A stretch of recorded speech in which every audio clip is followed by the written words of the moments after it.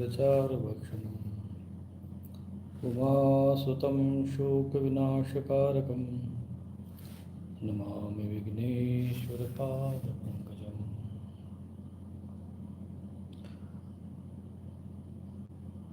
या देवी सर्वभूतेषु बुद्धिरूपेण संस्थिता नमस्तस्यै नमस्तस्यै गुरुसाक्षात् परब्रह्म तस्मै श्रीगुरुवे नमः। व्यासं व्यासकरं वन्दे मुनिं नारायणं स्वयं यतः प्राप्तकृपालोकामुकमुक्तः कलेवरात् यस्य तुण्डाच्युतच्युतो राजते अमृतात्मकं तमच्युतं कथाकुञ्जे सुभुजन्तं सुखं भजे।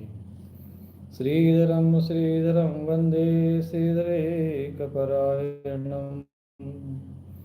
यस्यैव श्रीप्रसादेन श्रीधरेयं हृदि गता राधाभक्तिहरिर्ज्ञानं ताभ्यां या च समन्विता तां श्रीभागवतीं गातां वन्दे गुरुरूपिणीं क्लेशनाशाय गोविन्दाय नमो नमः।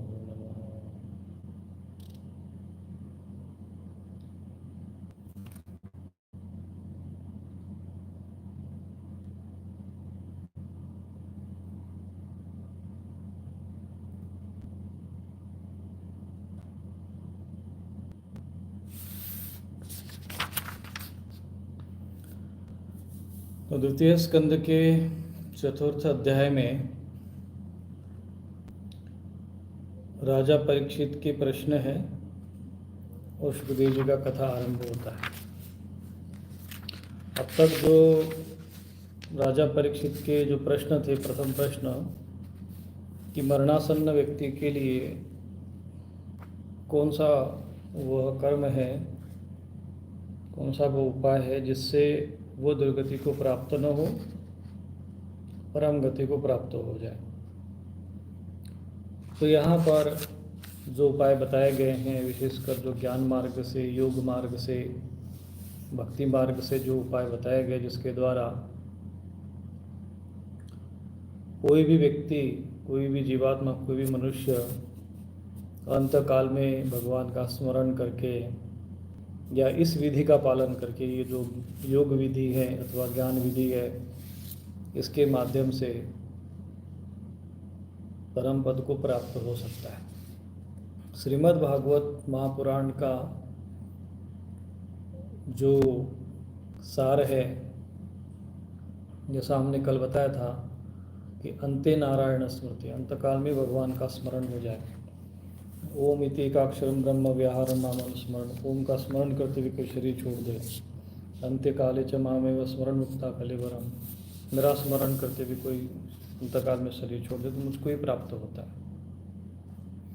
यह एक ऐसा रहस्य है, यह एक ऐसा सूत्र है जो किसी भी व्यक्ति के लिए, चाहे भले ही उसने जीवन में भक्ति की न हो, साधना कर न पाया हो, सांसारिकता में लीन रह गया हो, परंतु अंत में उसमें धर्मनिष्ठा का पालन किया हो। ऐसा नहीं कि पापी व्यक्ति पाप जीवन भर करता रहे और फिर सोच ले कि अंतकाल में भगवान का भजन करके मोक्ष हो जाएगा, तो ऐसा नहीं होता है। आपके जो शुभ कर्म, पुण्य कर्म और जो आप जीवन भर धर्म में जीवन जीते हैं, जो भगवान का स्मरण करते हैं और वो जो भाव बनता है, भगवान से प्रेम करते हैं, वो सारे विषय एकत्रित होकर अंतकाल में जीवात्मा के समक्ष उपस्थित होते हैं और उस पुण्य के प्रताप से भगवान का अंतकाल में स्मरण होता है। क्योंकि ऐसा कहा गया है कि जन्म जन्म जतन कराए अंतकाल मुकरम आवत नहीं, तो अंतकाल में भगवान का नाम लेना भी बड़ा कठिन होता है। परंतु जो आरंभ में योग अभ्यास करते हैं, जो संन्यास आदि का नियम पूर्वक पालन करते हैं, कई लोग कहते हैं गुरुजी हमें संन्यास लेना है, लेकिन परंतु संन्यास के पहले ये जो नियम है ब्रह्मचर्य आश्रम आदि के, ये सब पालन करके संन्यास अवस्था में चला जाए और अंतकाल में और चाहे तो गृहस्थ जीवन में थोड़ा सा अभ्यास करता रहे, निरंतर धीरे धीरे अगर अभ्यास करता रहे तो ऐसी स्थिति बन जाए कि हम कभी भी भगवान का ध्यान करना चाहे तो ध्यान हो जाए। तो उस अवस्था में भी अंतकाल में वो ध्यान हो सकता है, मोक्ष को प्राप्त कर सकते हैं। तो ये उन व्यक्तियों के लिए हैं जो अभी कम आयु में हैं, जैसे राजा परीक्षित के पास आते दिन शेष थे। कुछ लोग कहते बुढ़ापा आ गया, अब तो शरीर में सक्षम नहीं है, परंतु अंतकाल में भगवान का नाम तो ले सकते ना। आप कितना भी शरीर वृद्ध हो जाए, कुछ भी हो जाए, परंतु मुख से तो नाम ले ही सकते हैं, ओम का जाप तो कर ही सकते हैं, परंतु वो मनोवृत्ति होती नहीं है अंतकाल में। माया या हमारे दुष्कर्म, हमारे पाप या कुसंस्कार, कुसंगत, मन की चंचलता, मन की अशुद्धता, ये हावी हो जाती है और भगवान में प्रीति नहीं होती। तुलसी पूरब आपते हरि चर्चा न सुहाए, जैसे ज्वर के ताप से दुख विदा हो जाए। तो जो पिछले जन्म के जो पाप कर्म रहते हैं, उन पाप कर्मों के प्रभाव के कारण भगवान की चर्चा, भगवान की कथा, भगवान में प्रेम, ये सब चीज़ें नहीं हो पाती, जिनके पाप ज़्यादा रहते हैं। इसलिए सभी लोग भक्ति नहीं कर पाते, सभी लोग भगवान की ओर अग्रसर नहीं हो पाते, भूत प्रेत पिशाचों के पीछे ही अपना जीवन जो है नष्ट करके अंत में दुर्गति को प्राप्त होते हैं। तो ये उपाय इसमें दिया हुआ है द्वितीय स्कंद में। प्रथम स्कंद में तो भूमिका थी, द्वितीय स्कंद में उसका उत्तर दे दिया। अब राजा परीक्षित जी, क्योंकि उनको उत्तर तो मिल गया, उनका तो काम बन गया, वो समझ गया कि अंतकाल में भगवान का स्मरण करना है, परंतु अभी तो 7 दिन बचे हुए हैं और सुखदेव जी जैसे मुनि सामने हैं, ऋषिगण बैठे हुए हैं। तो राजा परीक्षित ने सोचा कि चलो अब तक जो मेरे मन में जो प्रश्न थे, मन में जिज्ञासाएं जितनी थी, वो उसको शांत कर लेते हैं, क्योंकि ऐसा अवसर मिलेगा नहीं। और जो 7 दिन बचे हैं वो भगवान में बने रहे, भगवान का स्मरण चिंतन होता रहे, भगवत चर्चा में व्यतीत हो जाए तो अच्छा है। तो यह सब सोचकर राजा परीक्षित ने पूछा कि भगवत स्वरूप मुनिवर सुखदेव जी को प्रश्न करते हैं कि आप परम पवित्र सर्वज्ञ हैं, आपने जो कुछ कहा वह सत्योचित है। आप जो जो भगवान की कथा कहते जा रहे थे, तो मेरे अज्ञान का पर्दा फटता जा रहा है। मैं आपसे फिर भी ये जानना चाहता हूँ कि भगवान अपनी माया से इस संसार की सृष्टि की रचना कैसे करते हैं, क्योंकि सबके मन में ये प्रश्न तो रहते ही है।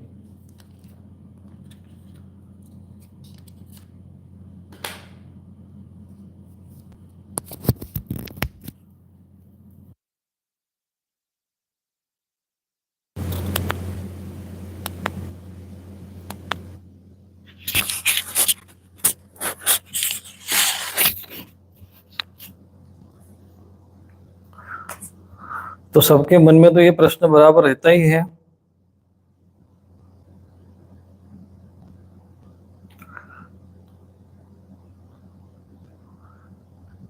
कि संसार कैसे बना है,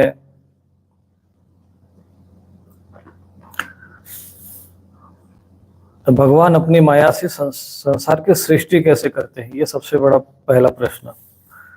फिर उन्होंने कहा कि अब उन्होंने एक साथ प्रश्नों की एक झड़ी लगा दी कि संसार की रचना तो इतनी रहस्यमयी है कि ब्रह्मादि समर्थ लोकपाल भी इसके समझने में भूल कर बैठते हैं। भगवान कैसे इस विश्व की रक्षा और फिर संहार करते हैं। अनंत शक्ति परमात्मा किन किन शक्तियों का आश्रय लेकर अपने आप को ही खिलौने बनाकर खेलते हैं।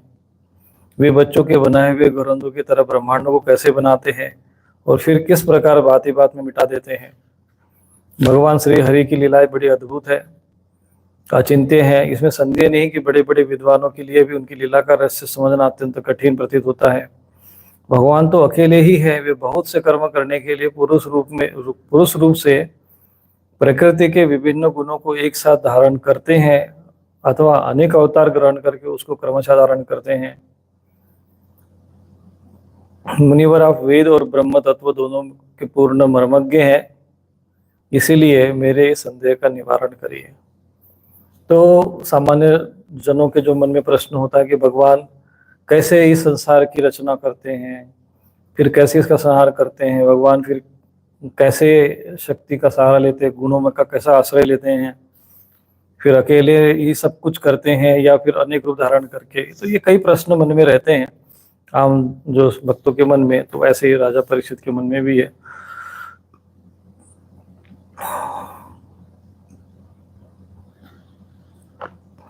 सूत जी कहते हैं, जब राजा परीक्षित ने भगवान के गुणों का वर्णन करने के लिए उनसे इस प्रकार प्रार्थना की, तब सुखदेव जी ने भगवान, यहाँ श्री कृष्ण का इन्होंने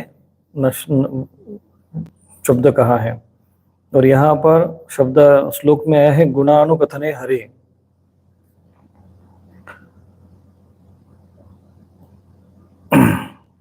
ऋषिकेश, तो ऋषिकेशम मनुस्मृत्य, तो यहाँ पर उन्होंने भगवान श्री कृष्ण का स्मरण किया है, ऋषिकेश का स्मरण किया है, अपना प्रवचन आरंभ किया। तो हम लोग भी भगवान श्री कृष्ण का स्मरण करते हैं। श्री कृष्ण गोविंद हरे मुरारे हे नाथ नारायण वासुदेवा, नारायण नारायण। तो सुखदेव जी ने कहा, वास्तविक अभी जो भागवत का जो सार है, जो मूल सार तो आरंभ हो गया द्वितीय स्कंद में ही, तो यहाँ पर भगवान की स्तुति करते हैं।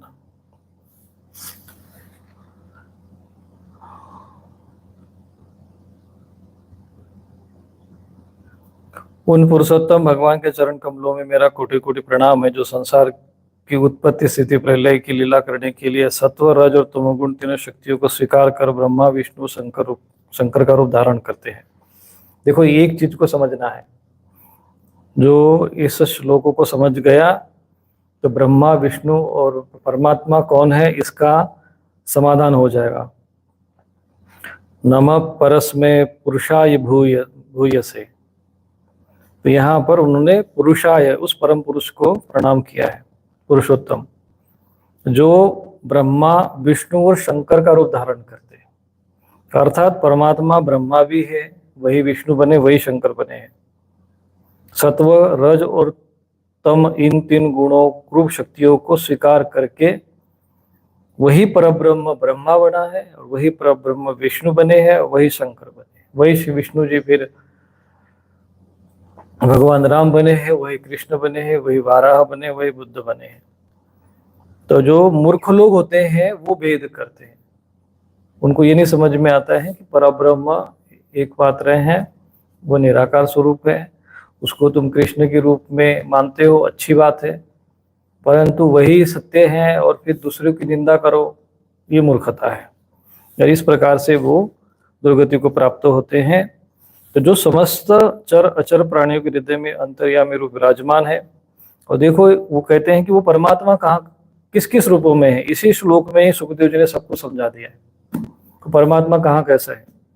इसलिए कभी भी जब ये श्लोक आते हैं तो इन श्लोकों में ही भगवान की लीलाओं का, उनके गुणों का वर्णन कीर्तन होता है।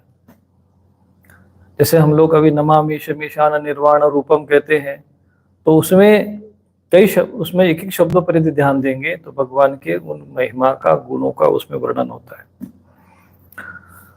तो यहाँ पर कहते हैं कि वो ब्रह्मा विष्णु शंकर रूप में भी है, और समस्त चर अचर प्राणी, चर अचर जो प्राणी है, जो चल सकते हैं नहीं चल सकते, यानी अंतर्यामी, हृदय में अंतर्यामी रूप में विराजमान है। ईश्वर सर्वभूतानां हृदयेषु हृदय में विराजमान है। ब्रह्मा विष्णु भी वही बने हुए हैं, और जिनका स्वरूप और उसकी उपलब्धि का मार्ग बुद्धि के विषय नहीं है, वो बुद्धि के इसका काम नहीं, जो स्वयं अनंत है और जिनकी महिमा भी अनंत। इसलिए कहते हैं कि हरे अनंत हरि कथा अनंत। तो ये यहाँ पर इस श्लोक के माध्यम से समझना चाहिए कि भगवान ब्रह्मा विष्णु महेश भी बने हैं, हृदय में भी विराजमान है, और वो बुद्धि से परे भी है और अनंत भी है, सबको अपने भीतर रखते हैं और सबके भीतर भी रहते हैं। हरि व्यापक सर्वत्र समाना। तो ये भगवान का जो स्वरूप है वो इतना अद्भुत है, दिव्य है, जो सुखदेव जी उन्होंने जाना, अनुभव किया, और जैसा अनुभव किया, जैसा वो अनुभव कर रहे परमात्मा का स्वरूप, उसी प्रकार से वो परमात्मा को प्रणाम कर रहे हैं। हम पुनः बार बार उनके चरणों में नमस्कार करते हैं, जो सत्पुरुषों का दुख मिटाकर उन्हें अपने प्रेम का दान करते हैं। तो सत्पुरुषों का दुख मिटाते हैं। भूयो नमः सद्वृजिन छिदेशता, सताम, जो सत्पुरुषों का दुख मिटाकर उन्हें अपने प्रेम का दान करते हैं, दुष्टों की सांसारिक बढ़ती रोककर उन्हें मुक्ति देते हैं। दुष्टों को भी मुक्ति देते हैं, पर उनको थोड़ा सा सिस्टम से समझाते हैं फिर वो। तथा जो लोग परमहंस आश्रम में स्थित है, उन्हें उनका भी अभिष्ट वस्तु दान करते, क्योंकि चर अचर समस्त प्राणी उन्हीं की मूर्ति है, इसलिए किसी से भी उनका पक्षपात नहीं होता। और भगवान किसी से पक्षपात नहीं करते हैं। ये देखो यहाँ पर सुखदेव जी ने कितना सुंदर वर्णन किया है। यदि ये 2-4 श्लोक ही समझ ले तो ये सारे विवाद, ये लड़ाई झगड़े बंद हो जाए।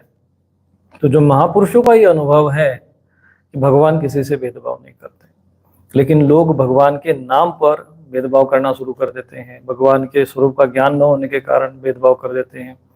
तो ये उनकी अज्ञानता और ये उनकी मूर्खता होती है।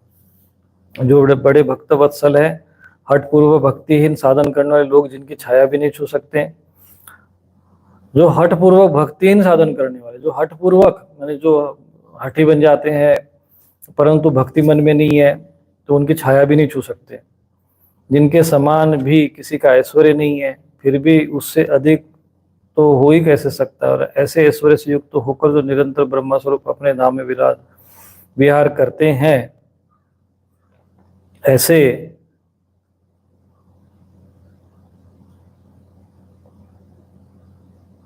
भगवान श्री कृष्ण को, इसमें भगवान, अब यहाँ बार बार इन्होंने श्री कृष्ण ही कहा है, परंतु यहाँ श्री कृष्ण का जो हिंदी इन्होंने अनुवाद करते हुए कहा गया है, परंतु यहाँ उसका अर्थ दूसरा आया है।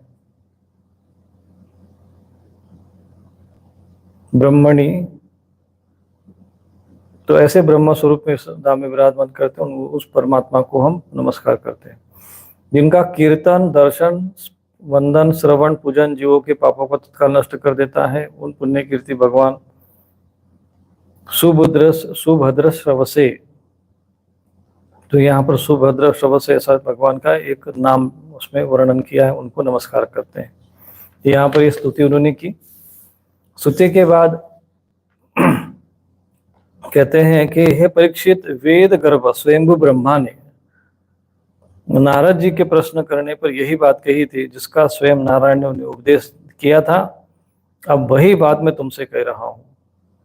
अब जो यहाँ पर जो भागवत कथा चल रही है वो इस प्रकार से चल रही है कि सुखदेव जी को सुनाया महर्षि व्यास जी ने, तब सुखदेव जी सुना रहे राजा परीक्षित को। इन दोनों की जो कथा हुई है उसको सुना रहे सूत जी शौनक जी को, और जो इन दोनों का जो संवाद हुआ है वो हम सुना रहे आपको, जो कि भागवत में जो लिखा हुआ है।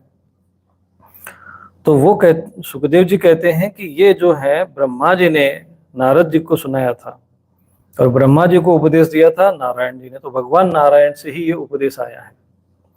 नारायण जी ने ब्रह्मा जी को सुनाया, ब्रह्मा जी ने नारद जी को सुनाया, नारद जी ने व्यास जी को सुनाया, व्यास जी ने सुखदेव जी को सुनाया, सुखदेव जी जो है अब परीक्षित को सुना रहे, और फिर वही हम भी आपको सुना रहे। तो इस प्रकार से वही मैं तुमसे कह रहा हूं।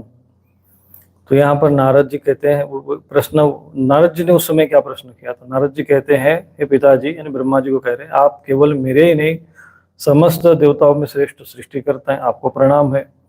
मुझे वो ज्ञान दीजिए जिससे आत्मतत्व का साक्षात्कार हो जाता है। इस संसार का लक्षण क्या है, इसका आधार क्या है, इसका निर्माण किसने किया। अब जिसने निर्माण किया उसी से प्रश्न करो तो वही उत्तर देंगे अच्छे से। इसलिए नारद जी ने ब्रह्मा जी को कहा, इसका निर्माण किसने किया, इसमें प्रलय किसमें होता है, ये किसके अधीन है, वास्तव में ये वस्तु क्या है, और आप उसका तत्व बतलाइए। आप तो यह सब कुछ जानते हैं, क्योंकि जो कुछ हुआ है, जो हो रहा है, उसका तो स्वामी आप ही हो। ये सारा संसार हथेली पर रखे आंवले के समान आपका ही ज्ञान दृष्टि में अंतर्गत है। तो आपको यह ज्ञान कहाँ से मिला, किस आधार पर आप ठहरे हुए हैं, आपका स्वामी कौन है, आपका स्वरूप क्या है।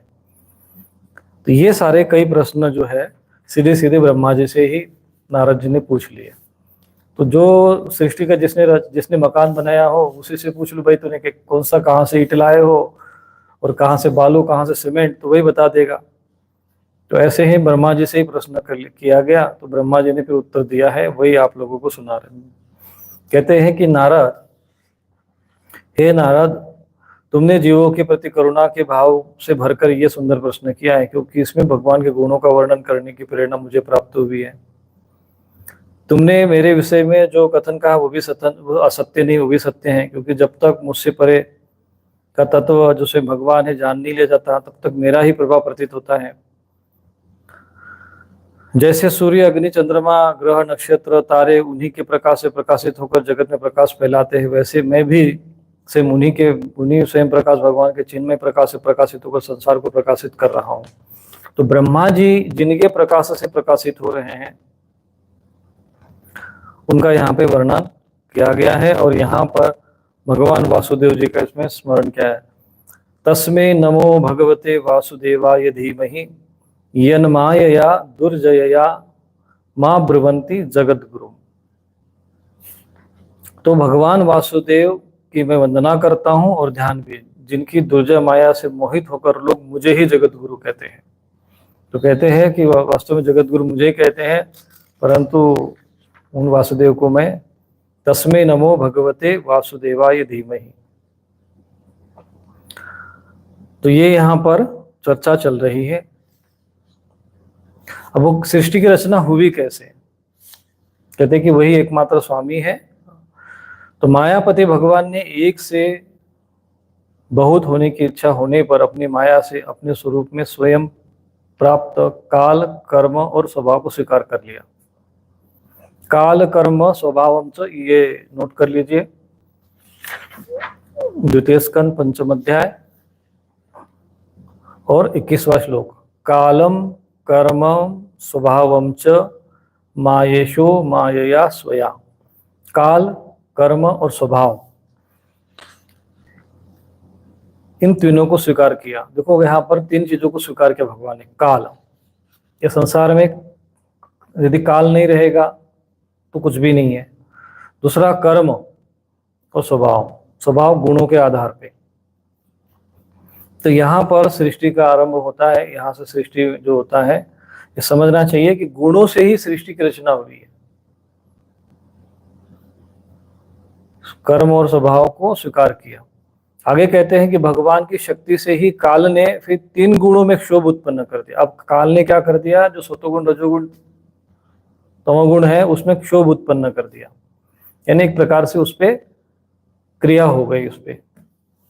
तो स्वभाव ने फिर उन्हें रूपांतरित कर दिया, और कर्म ने महतत्व को जन्म दिया। रजोगुण और सत्वगुण की वृद्धि होने पर महतत्व का जो विकार होता है, उससे ज्ञान, क्रिया और द्रव्य रूप तम प्रधान विकार उत्पन्न हुआ। वह अहंकार कहलाया, और विकार को प्राप्त होकर 3 प्रकार का हो गया। उसमें भी वैकारिक, तेजस और तामस। नारद जी वे क्रमशः वैकारिक से ज्ञान शक्ति, तेजस से क्रिया शक्ति और तामस से द्रव्य शक्ति, ये 3 चीजें यहाँ पर आई है। अब ये आ गया भौतिक का सब विषय, द्रव्य शक्ति, क्रिया शक्ति, ज्ञान शक्ति। क्योंकि जैसे पत्थर होता है, उसके अंदर ज्ञान नहीं होता, ज्ञान शक्ति नहीं है, क्रिया शक्ति नहीं होती, तो उसके अंदर द्रव्य शक्ति होती है। ज्ञान शक्ति वृक्षों में भी होती, परंतु उनमें क्रिया शक्ति नहीं होती। तो ये तीनों शक्तियां संसार में कहीं ना ये प्रभावित होती है। ये इस प्रकार से रूपांतरित होता है। तो जब पंच महाभूतों के कारण रूप तामस अहंकार में विकार उत्पन्न हुआ, तब उससे आकाश की उत्पत्ति हुई। अब आकाश की उत्पत्ति, आकाश की तन्मात्रा और गुण शब्द है। जैसे तन्मात्रा होती 5 जो है तत्व है भौतिक पंच महाभूत, जिससे शरीर बना है। क्षितिज, जल, गगन, पवन, समीरा, पंच तत्व से रचित शरीरा। तो पृथ्वी, जल, तेज, वायु और आकाश, ये 5 तत्व हैं, इससे ये शरीर बना हुआ है। तो शरीर बनता है तो उसकी जो गुण होते हैं प्रत्येक, जैसे आकाश का गुण और तन्मात्रा, गुण तन्मात्रा को चाहे गुण को, बात एक ही है, वो शब्द है।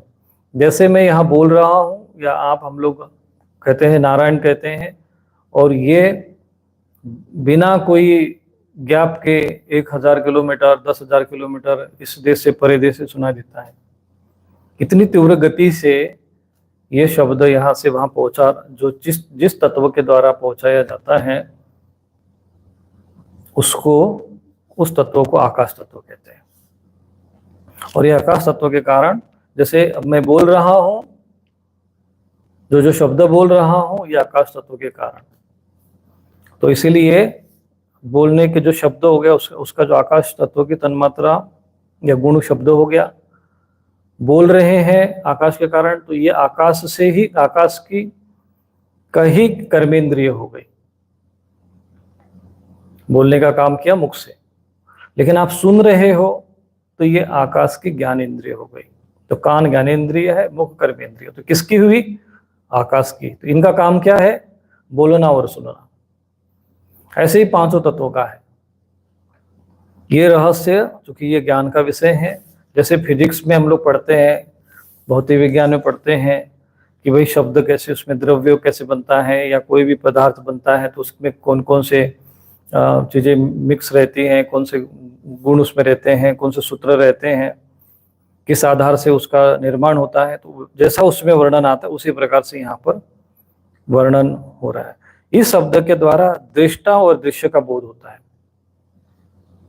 अब दृष्टा और दृश्य का बोध होता है, परंतु दिखाई देते नहीं। तब आकाश में विकार हुआ, क्योंकि तब उसने वायु की उत्पत्ति हुई। उसका गुण है स्पर्श।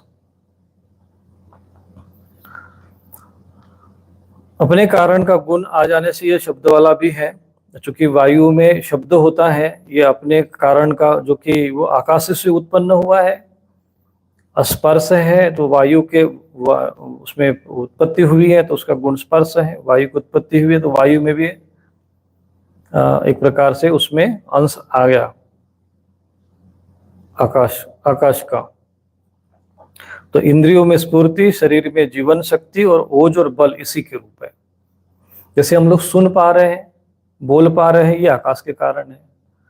अब ये वायु है। अब ये हम कहते हैं ना शरीर में 5 तत्व है, तो कहाँ है 5 तत्व? आज तक कोई भी साइंस विज्ञान ये नहीं बता पाया कि हम बोलते क्यों है, कि कौन से शब्द किस चीज से बोलते हैं, और सुनते किस, कौन सा वो तत्व है जिससे हम सुनते हैं। ये अभी साइंस में किसी को पता नहीं होगा। भले ही उसको आदमी कुछ भी शब्द अपना जोड़ दे, लेकिन उसको कहते हैं उस तत्व का वास्तविक नाम जो शास्त्रों में। देखो यहाँ पर सब कुछ विज्ञान भी है, ज्ञान और विज्ञान सहितम। यहाँ भगवत गीता में कहते ज्ञान और विज्ञान सहितम, विज्ञान के साथ समझा रहे, ये विज्ञान का विषय है। तो उसके बाद वायु का काम क्या है फिर? तो वायु का है इंद्रियों में स्फूर्ति। जैसे वायु अगर शरीर में न रहे तो स्फूर्ति नहीं रहेगी, या वायु में विकार हो जाए तो शरीर में आलस तमस आ जाता है, वायु कुपित हो जाए तो तमस। और जीवन शक्ति, शरीर में जीवन शक्ति भी उसी के कारण है। और ओज और बल इसी के रूप में है, ये वायु के कारण। ये 5 वायु होते हैं। काल कर्म स्वभाव से वायु में विकार हुआ, उसे तेज की उत्पत्ति हुई। इसका प्रधान गुण रूप है। तेज के कारण जो हम लोग रूप दृश्य दिखाई देता है, इसी का साथ ही इसके आकाश और वायु के गुण आ गए, तो स्पर्श भी इसमें आ गया। तो ये इस प्रकार से 5 गुणों से उत्पन्न हुई। और अब ये हुए वैकारिक से। वैकारिक अहंकार से मन की और इंद्रियों के 10 अधिष्ठातु देवताओं की उत्पत्ति हुई। उनके नाम है दिशा, वायु, सूर्य, वरुण, अश्विनी कुमार, इंद्र, अग्नि, विष्णु, मित्र, प्रजापति। ये 10 देवता है मुख्य रूप से, जिनका नाम उसमें यहाँ पर आता है। तेजस अहंकार के विकार होने से क्षोत्र, त्वचा, नेत्र, जीवा, ये 5 ज्ञानेन्द्रिया, वाक, हस्तपाद, गुदा और जननेन्द्रिय 5 कर्मेंद्रिया उत्पन्न हुई, ये तेजस अहंकार के कारण। इस प्रकार से ये शरीर बनता है। ये यहाँ पर वर्णन शरीर का आया हो कि पंच महाभूत शरीर कैसे बना है। तो जिस प्रकार से शरीर बना है यत पिंड तत् ब्रह्मांड के हिसाब से, वो ब्रह्मांड का भी इसी प्रकार से निर्माण हुआ। और साथ ही ज्ञान शक्ति और बुद्धि और क्रिया शक्ति और प्राण भी तेजस अहंकार से उत्पन्न हुआ।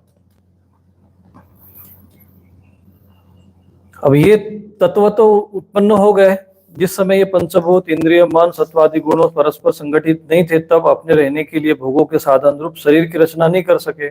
जब भगवान ने इन्हें अपनी शक्ति से प्रेरित किया, तब वे तत्व परस्पर एक दूसरे से मिल गए, संकल्प शक्ति के द्वारा, भगवान के संकल्प, और अपने आपस में कार्य कारण भाव स्वीकार करके व्यष्टि और समष्टि रूप पिंड और ब्रह्मांड दोनों की रचना की। व्यष्टि कहते हैं शरीर को और समष्टि कहते हैं पूरे ब्रह्मांड को, जिसको पिंड कहते हैं शरीर को और उसको ब्रह्मांड कहते हैं। तो ये तो 5 तत्व जो ये वैकारिक, तेजस और तामस, ये 3 जो प्रकार का जो अहंकार उत्पन्न हुआ, उससे ये जो पंच महाभूत और ज्ञानेन्द्रिया, मन, बुद्धि, प्राण, ये सब जो उत्पन्न हुए, ये सब बिखरे हुए थे, तो भगवान के संकल्प शक्ति से सब एकत्रित हुए। तो वो भगवान ने जब, इसीलिए भगवान के उस आत्मा स्वरूप में होने के कारण, अहम आत्मा गुणाकेश सर्वभूताशय से, तो यदि वो भगवान आत्मा रूप में इस हृदय में, अंतःकरण में विराजमान न हो तो ये 5 तत्व बिखर जाएंगे। तो आकाश आकाश में निकल जाएगा, तेज तेज में निकल जाएगा, वायु वायु में चला जाएगा, और ये शरीर न हिल पाएगा, न डुल पाएगा, न ये कुछ कर्म कर पाएगा, न बोल पाएगा, न चल पाएगा, न देख पाएगा, न कुछ कर पाएगा। तो ये सारी चीजें तो होती है भी, जैसे लोग आज तक भौतिक विज्ञान के अनुसार अभी तक शरीर को चीरफाड़ करते हैं, मांस देखते हैं, हड्डी देखते हैं, त्वचा देख लेते हैं, सब उसका खोल के देख लिया सब कुछ, एक एक यंत्र जो है सूक्ष्म रूप से उन्होंने देख लिया, परंतु जिसके जाने से ये शरीर बिल्कुल निर्जीव हो जाता, किसी काम का नहीं रहता, न ये बोल सकता है, न कुछ कर नहीं सकता, जिसके रहने से ही शरीर में तेज है, ओज है, जिसके प्रति आकर्षण है, विकर्षण है, जैसे कोई ये कह सकते कि वो जीवित है, वो तत्व जो है आज तक कोई जान नहीं सका भौतिक दृष्टि से। और ये जो भौतिक चीजों में है उसी में ही वो जानने का प्रयत्न करते हैं। तो वो जो तत्व है वो परम तत्व परमात्मा, अहम आत्मा गुणाकेश, मैं ही आत्मा बनकर वहां पे विराजमान होता हूँ शरीर में, आत्मा के रूप में। तो आत्मा होने के कारण ये सारे तत्व संगठित है, एकत्रित है, जुड़े हुए हैं। और यदि ये आत्मा निकल गया तो फिर इसको हम लोग क्या करते हैं कि इसको बोलते हैं कि इसका काम पूरा हो गया है, इसको ले जाओ और भस्म कर दो। दुर्भाग्य का विषय क्या है, भौतिकता, भौतिक जगत जो है वो बाहर से चीजें देखता है, त्वचा दिखाई देगी, शरीर दिखाई देगा, हम बोलते हुए दिखाई देंगे, सुनते हुए दिखाई देंगे, देखते हुए दिखाई देंगे, परंतु जिसके कारण हम देखते हैं, सुनते हैं, बोलते हैं, उस परम तत्व को जानने का हम प्रयत्न नहीं करते, उसकी जिज्ञासा नहीं करते हैं, और उस विषय में समस्त लोग जो अज्ञानी मनुष्य हैं वो अज्ञान अवस्था में बने रहते हैं। उसी परम तत्व को जानना जीवन का मूल मुख्य उद्देश्य है, उसी को अध्यात्म या आध्यात्मिक अध्ययन कहते हैं। तो व्यष्टि रूप में ये पिंड और समष्टि रूप में ब्रह्मांड की रचना की गई। वह ब्रह्मांड रूप जो है, इसमें यहाँ पर कहा गया कि वही एक अंडाकार रूप में निर्जीव होकर वहां पर पड़ा रहा, काल कर्म स्वभाव को स्वीकार करने वाले भगवान ने उसे जीवित कर दिया। फिर वह उसी से विराट पुरुष निकला, जिसके असंख्य, जिसको हम लोग कहते हैं कि हजारों सहस्त्र की संख्या में, हजार माने हजार हाथ, हजार पैर, हजार भुजाएं नहीं, हजारों की संख्या में कहा गया है। हजारों माने अनंत हो गए।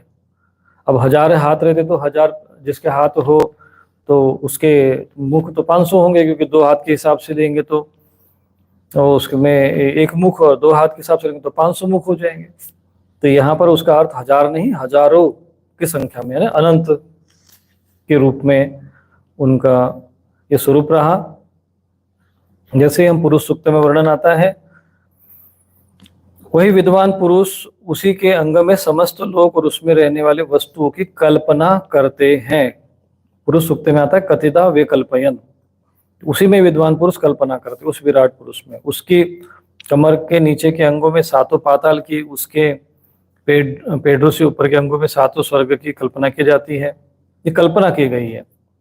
पुरुषस्य मुखम ब्रह्म क्षत्र में तस्य बाहवः पूर्वो वैश्यो भगवत पदभ्याम शूद्रो अभ्यजायत। अर्थात ब्राह्मण उस विराट का मुख है, भुजाएं क्षत्रिय है, जंघा है, उसकी कल्पना की गई है। ये पैरों से लेकर कटी पर्यंत सातों पाताल भूलों की कल्पना की गई नाभि में, यानी कि वो विराट पुरुष जो है जिसमें ब्रह्मांड है, उसमें समस्त जीवों के बारे में यहाँ पे स्वरलोक है, भूलोक है, उसमें कल्पना की गई है। और एक प्रकार से कह सकते हैं कि ये इसलिए कहते हैं कि उमा को अनुभव अपना सत्य हरिभजन जगत सब सपना, सपने का अर्थ होता है कि वहां पर कल्पना की गई है। तो ये इस प्रकार का वर्णन है। थोड़ा सा ये आप लोग कभी बैठ जाएंगे अकेले, थोड़ा सा शांति से चिंतन करना, चूंकि ये गूढ़ विषय होता है। तो ये एक भगवान का जो विराट स्वरूप है, उसमें इसलिए परमात्मा का पहला अवतार विराट पुरुष है। और इसके अतिरिक्त काल, स्वभाव, कार्य, कारण, मन, पंचभूत, अहंकार, तीनों गुण, इंद्रिया, ब्रह्मांड, शरीर, उसका अभिमानी, स्थावर, जंगम जीव, ये सब के सब अनंत भगवान के ही रूप है। मैं यानी ब्रह्मा जी कह रहे, शंकर यानी विष्णु, देखो यहाँ पे विष्णु बात आ रही है तो समझ लेना चाहिए कि वे किसी दूसरे की बात हो रही है। आदि ये प्रजापति, तुम और तुम्हारे जैसे अन्य भक्तजन, स्वर्गलोक के रक्षक, पक्षियों के राजा, मनुष्य लोक के राजा, नीचे लोक के राजा, गंधर्व, विद्याधर, चारणों के अधिनायक, यक्ष, राक्षस, ये सारे जितने भी इसमें वर्णन दिया, ये सब के सब परम तत्व तो भगवान के ही रूप है। और इसलिए शास्त्र में कहा जाता है सर्वम खलवम इदम ब्रह्म। नारद इसके सिवा परम पुरुष परमात्मा के परम पवित्र प्रधान लीला अवतार भी शास्त्रों में वर्णित है। ये जो भगवान का पहला अवतार होता है विराट रूप में, ये ब्रह्मांड के रूप में है। तो जो यत पिंड तत् ब्रह्मांड में, यानी जो संसार जो दिखाई दे रहा है, जैसे हमने कल कहा था, ये भगवान का स्थूल शरीर है। संसार जो है सूक्ष्म रूप में वो समस्त जीवों के अंतकरण में आत्मा के रूप में ज्योति स्वरूप में विद्यमान है, वो भगवान का सूक्ष्म शरीर है। और जो ब्रह्मा, विष्णु, महेश के रूप में, ये भगवान के कारण शरीर है, कि भगवान अपने कारण शरीर में रहते। इस प्रकार से तीन शरीर, ये शरीर जैसे आत्मा के भी तीन शरीर होते हैं। स्थूल ये जो दिखाई दे रहा है, ऐसे ये जगत दिखाई दे रहा, तो ये भगवान, जो संसार दिखाई दे रहा है, ये भगवान का शरीर है। और जो ये हमें दिखाई दे रहा है, ये आत्मा का शरीर है, यानी हमारा शरीर होगा। इसके अंतर्गत एक सूक्ष्म शरीर होता है, और सूक्ष्म शरीर जिसमें हम लोग सपना देखते हैं, जिसमें हम जाते हैं तो सपने देखने लगते हैं, उसको सूक्ष्म शरीर कहते हैं। और फिर जिसमें हम सो जाते हैं निद्रा, जिसमें सपना भी नहीं दिखता, जिसमें कुछ पता नहीं चलता, उसको कारण शरीर कहते हैं। ऐसे ही ये अब तो ये तो हमारे हो गए स्थूल सूक्ष्म शरीर और कारण शरीर। ऐसे ही भगवान का स्थूल शरीर ये समस्त ब्रह्मांड है। सूक्ष्म शरीर जो आत्मा रूप में हमारे हृदय में विराजमान है, वो भगवान का सूक्ष्म शरीर है। और कारण शरीर के रूप में जो विराट स्वरूप है, नारायण आदि जो उनके जो स्वरूप है, वो कारण शरीर। तो इसके अतिरिक्त कहते हैं कि वो ये तो अवतार हुए, इसके अतिरिक्त लीला अवतार भी हुए हैं। तो लीला अवतार कौन कौन से होते हैं उसका वर्णन यहाँ पर कहते हैं। ब्रह्मा जी कहते हैं कि अनंत भगवान ने अनंत भगवान ने, यहाँ पर अनंत भगवान का नाम आया हुआ है। भगवान का जो शब्द आया अनंत, ये शब्द भगवान के लिए प्रयोग किया गया है। इसलिए अच्युतानंद गोविंद, अच्युत शब्द भी उनके लिए आता है कि जो कभी चलायमान नहीं होते। अनंत भगवान ने प्रलय के जल में डूबी हुई पृथ्वी का उद्धार करने के लिए समस्त यज्ञ में वराह शरीर धारण किया। आदि दैत्य हिरण्याक्ष जल के अंदर ही लड़ने के लिए उनके सामने आया। जैसे इंद्र ने अपने वज्र से पर्वतों के पंख काट डाले थे, वैसे ही वराह भगवान ने अपने दाढ़ों से उसको टुकड़े टुकड़े कर दिए। फिर वही प्रभु ने रुचि नामक प्रजापति की पत्नी आकृति के गर्भ से सुयज्ञ के रूप में अवतार ग्रहण किया। उस अवतार में उन्होंने दक्षिणा नाम की पत्नी से सुमय आदि नामक देवताओं को उत्पन्न किया और तीनों लोक में बड़े बड़े संकट हर लिए। इससे स्वयंभू मनु ने उन्हें हरि नाम से पुकारा। तो संकट को हरे इसलिए उनका नाम हरि पड़ा। जो हरे राम जो कहते हैं हम लोग, उसमें जो हरे शब्द, ये हरि का ही संबोधन है। तो हरि, राम और कृष्ण एक ही है। हे नारद, करदम प्रजापति के घर देवहूति के गर्भ से 9 बहनों के साथ भगवान कपिल के रूप में अवतार ग्रहण किया। उन्होंने अपनी माता को समय आत्मज्ञान का उपदेश दिया था। यहाँ पर कपिल मुनि जी का वर्णन आता है। फिर अत्रि मुनि के रूप में, अत्रि भगवान को पुत्र भी प्राप्त करना था, वहां पे मैंने अपने आप को तुम्हें दे दिया, इसलिए इस अवतार लेने पर भगवान का नाम दत्त और अत्रि मुनि के पुत्र होने के कारण दत्त और आत्रेय मिला के दत्तात्रेय उनका नाम हुआ।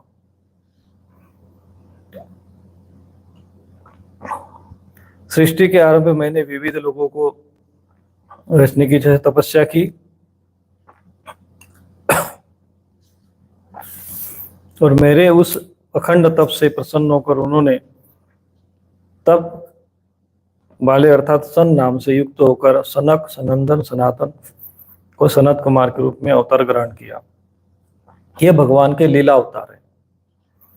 इस अवतार में उन्होंने प्रलय के समय पहले कल्प में भूले हुए आत्मज्ञान का ऋषियों के प्रति यथावत उपदेश किया। तो आत्मज्ञान के जो उपदेश दिया, जो ज्ञान का जो उपदेश आया है, भगवान के जो मूल अवतार हुए हैं, ये जो 4 ऋषि के रूप में, जो प्रत्येक कल्प में ऋषि मुनि जन आत्मज्ञान को भूल जाते हैं, आत्मस्वरूप को भूल जाते हैं, तब ये सनक, सनंदन, सनातन और सनत कुमार ये जो हैं उनका उपदेश देते हैं और उनको परम तत्व का ज्ञान होता है।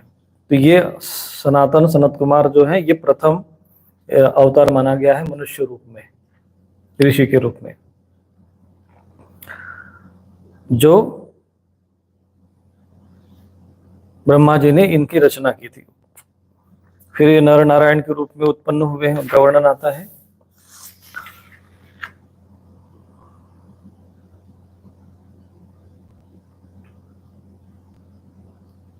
तो यहाँ पर भगवान के लीला अवतार जो हुए हैं उसका वर्णन यहाँ आता है, उसके हम विस्तार से आगे वर्णन सुनेंगे। वृंदावन में या फिर आगे वृंदावन का भी वर्णन आता है। वृंदावन में विहार करते हुए रास करने की इच्छा से ये भगवान कृष्ण का वर्णन इसमें आता है कि उन्होंने भी इस प्रकार से, थोड़ा संक्षिप्त में वर्णन है इसमें, हम लोग आगे विस्तार पूर्वक सुनेंगे।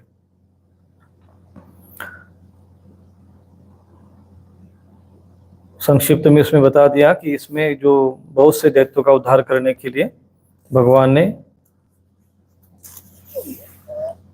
अवतार ग्रहण किया था।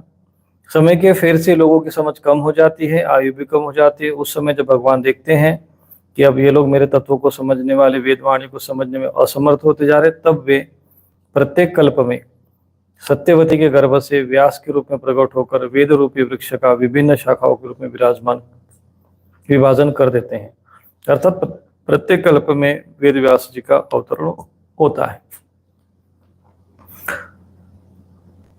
देवताओं के शत्रु दैत्य लोग भी वेद मार्ग का सहारा लेकर माया दानों के बनाए हुए अदृश्य वेग वाले नगरों में रहकर लोगों का सत्यानाश करने लगेंगे। तब भगवान लोगों की बुद्धि में मोह और अत्यंत लोग उत्पन्न करने वाला वेश धारण करके बुद्ध के रूप में बहुत से उपधर्मों का उपदेश करेंगे। कलयुग के अंत में जब सत्पुरुष के घर भी कथा, भगवान की कथा होने में बाधा पड़ने लगेगी, ब्राह्मण, क्षत्रिय तथा वैश्य, पाखंडी और शूद्र राजा हो जाएंगे। यहाँ तक कि कहीं भी स्वाहा स्वधा और वषटकार की ध्वनि देवता पितरों के यज्ञ या यज्ञ श्राद्ध की बात तक नहीं सुनाई पड़ेगी। तब कलयुग का शासन करने के लिए भगवान कल की अवतार ग्रहण करेंगे। अब देख लीजिए, यहाँ पर एक बात जो आ रही है वो इस समय लगभग जैसा आज की जो परिस्थितियां हैं उस परिस्थिति का यहाँ वर्णन किया गया है कि कलयुग के अंत में जब सत्पुरुषों के घर में भी भगवान की कथा होने में बाधा पड़ने लगेगी, यानी अगर कोई सत्पुरुष होगा, सज्जन होगा, धार्मिक होगा, वो भी अगर अपने घर में कथा करना चाहेगा, भगवान की चर्चा करना चाहेगा, तो तुम्हारे ही माता पिता, अड़ोसी पड़ोसी, कोई पत्नी अगर करना चाहेगी तो पति बाधक बनेगा, पति करना चाहेगा तो पत्नी बाधक बनेगी, पुत्र करना चाहे तो माता पिता कहेंगे तुम्हारी आयु नहीं है, माता पिता करने लगेंगे तो कहेंगे तुम लोगों ने यहाँ पर क्या तमाशा रच दिया। तो ये स्थिति यहाँ पर होने लगेगी। सत्पुरुषों के घर में भी भगवान की चर्चा नहीं होगी। 38वां श्लोक है। और ये कथा होने में बाधा पड़ने लगेगी।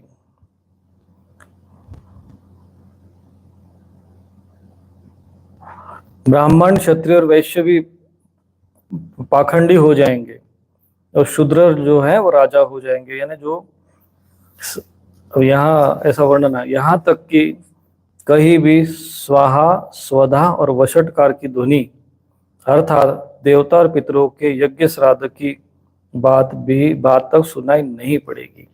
ऐसी स्थिति आएगी तो देवताओं के लिए स्वाहा और पितरों के लिए स्वधा। ये जो ध्वनि होती थी, जो सुनाई देती थी, जहाँ पर पहले कहते थे कि ये ऐसा समय आएगा कि स्वाहा और स्वधा सुनाई ही नहीं देंगे। जबकि एक समय हुआ करता था कि हर घरों में अग्निहोत्र हुआ करता था, और सब लोग सुबह कोई भी किसी के घर में जाते थे तो पता चला कि कोई घर का जो व्यक्ति है वो स्वाहा स्वाहा करते अपना हवन कर रहा है, तो कोई बैठ के वो अपना तर्पण करते हुए स्वधा स्वधा करा। जब भी देवताओं के लिए जब हम तर्पण करते हैं तो उसमें स्वधा बोलते, पितृ तीर्थ से जल छोड़ते हैं, तर्पण करते हैं तो स्वधा बोलते हैं। और यज्ञ कुंड में देवताओं के लिए आहुति देते हैं तो स्वाहा बोलते थे। देवताओं के लिए जो आहुति पहुंचाने का जो कार्य करती है वो देवी स्वाहा, और पितरों के लिए जो देवी उनका जो भाग है श्राद्ध का या तर्पण का जल आदि जो पहुंचाने का कार्य करती है, उस देवी का नाम स्वधा। वषटकार जो है वो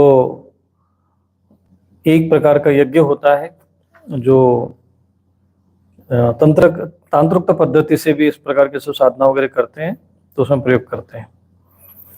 तब सुनाई देगी, तब कलियुग का शासन करने के लिए भगवान कल्कि का अवतार ग्रहण करेंगे। तो आज की जो स्थिति है वो जैसा इसमें लिखा हुआ है वैसा है, लेकिन कहीं ना कहीं भगवान को अभी कल्कि अवतार ग्रहण कर लेना चाहिए, नहीं तो भगवान महाकाल को ही जो है अपना कार्य करना चाहिए। क्योंकि ये जो स्थिति है, मैंने कहा ना कि जो लोग श्राद्ध और तर्पण भूल जाएंगे, हमने लोगों को यही श्राद्ध और तर्पण समझाने का प्रयत्न किया, लोग यही भूल गए, यही कलियुग का प्रभाव है। यज्ञ भूल गए। आज मुझे आप अपने आसपास में जो भी घर हो, 1000 घरों में देखिए कितने घरों में यज्ञ होता है, कितने घरों में वहां पर नित्य तर्पण होता है, श्राद्ध होता है। तो आज हमने लोगों को तर्पण बताया ऑनलाइन कैसे ऐसे किया जाता है, तो अब कुछ लोग जो है अमावस्या को अपना भोजन निकालने लगे हैं या तर्पण करने लगे हैं, और कुछ लोग स्वाहा स्वाहा करने लगे, थोड़ा बहुत यज्ञ आदि करने लगे हैं।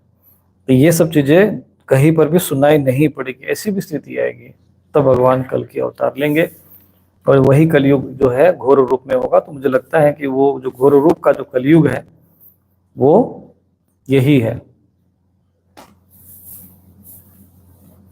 जब संसार की रचना का समय होता है तब तपस्या, नौ प्रजापति, मरीचि आदि ऋषि और मेरे रूप में सब सृष्टि के रक्षण का मेरे रूप में, और जब सृष्टि के रक्षक समय होता है तब धर्म, विष्णु, मनु, देवता, राजा के रूप में, और जब सृष्टि के प्रलय का समय होता है तब अधर्म, रुद्र और क्रोधवश नामक सर्प, दैत्य आदि के रूप में सर्वशक्तिमान भगवान की माया विभूतियां प्रकट होती है। तो जब सृष्टि का जब रचना करना होता है तो ब्रह्मा जी और फिर ये सब प्रजापति उत्पन्न होते हैं, पालन करना होता है तो उसमें विष्णु और मनु और ये सब देवता आदि राजा के रूप में उत्पन्न होते हैं। और जब प्रलय का समय होता है तो अधर्म बढ़ता है और भगवान महारुद्र फिर प्रकट होते हैं। और लोगों में क्रोध नाम के सर्प, क्रोध जो विकार है, लोगों में आवेश अधिक बढ़ता है, और दैत्य आदि के रूप में सर्वशक्तिमान दैत्य के रूप में जो आसुरी तत्व हैं ये बढ़ने लग जाते हैं। तो ये भगवान के अनंत रूप है।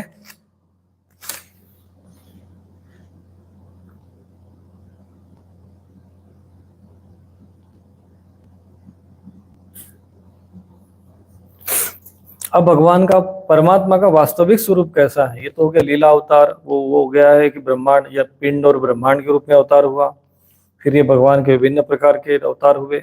अब भगवान का वास्तविक स्वरूप क्या है वो भगवान यह बताते कि परमात्मा का वास्तविक स्वरूप शाश्वतम प्रशांत अभयम प्रतिबोध मात्रम शुद्धम समम सदसतः परमात्म तत्वम।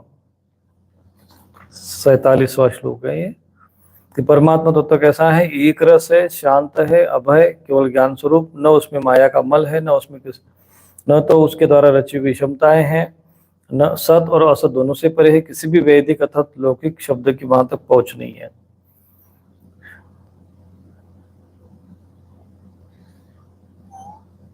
अनेक प्रकार के साधनों से संपन्न होने कर्मों का फल भी वहां तक नहीं पहुंचता, और तो क्या स्वयं माया भी उनके सामने खड़ी नहीं हो पाती।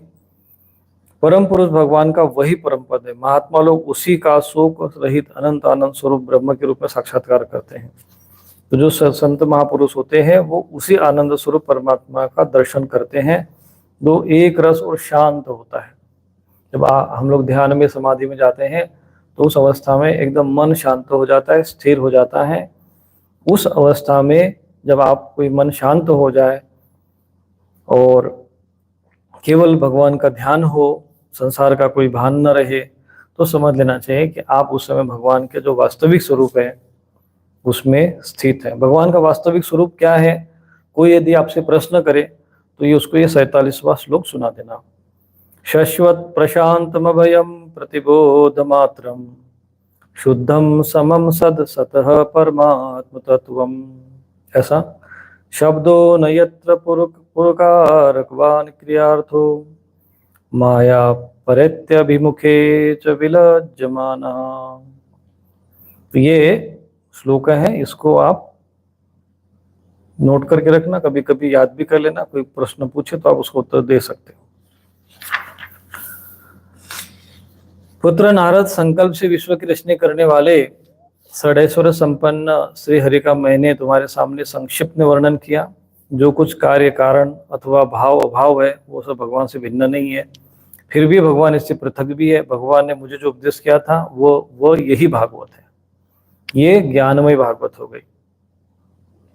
भगवान ने जो मुझे उपदेश किया था यही भागवत है, इसमें भगवान की विभूतियों का संक्षिप्त वर्णन है, अब तुम इसका विस्तार करो। नारद जी को जो प्रथम भागवत सुनाई थी वो ये इतनी ही थी भागवत, जितना अभी मैंने आपको सुनाया, संक्षिप्त में वर्णन कर दिया था। अब कहते हैं कि इसका तुम विस्तार करो, कि भागवत है, अब इसको तुम व्यास जी को सुनाओ। व्यास जी फिर इसका विस्तार करेंगे। इसमें संक्षिप्त है, इसका विस्तार करो। जिस प्रकार सबके आश्रय और सर्वस्वरूप भगवान श्री हरि में लोगों को प्रेम में भक्ति हो, ऐसा निश्चय करके इसका वर्णन करो। जो पुरुष भगवान की अचिंत्य शक्ति की माया का वर्णन या दूसरों के द्वारा किए हुए वर्णन का अनुमोदन करते हैं अथवा श्रद्धा के साथ नित्य श्रवण करते हैं, उनका चित्त माया से कभी मोहित नहीं होता। ये यहाँ पर इसका फल बता दिया। कहा कि जो ये भागवत है, इसलिए नारद जी काम करिए आप, कि जिस प्रकार सबके आश्रय भगवान श्री हरि में लोगों की प्रेमा भक्ति हो, ऐसा निश्चय करके इसका वर्णन करो। इसी भागवत का विस्तार करो, उसका ज्ञान का विस्तार करो।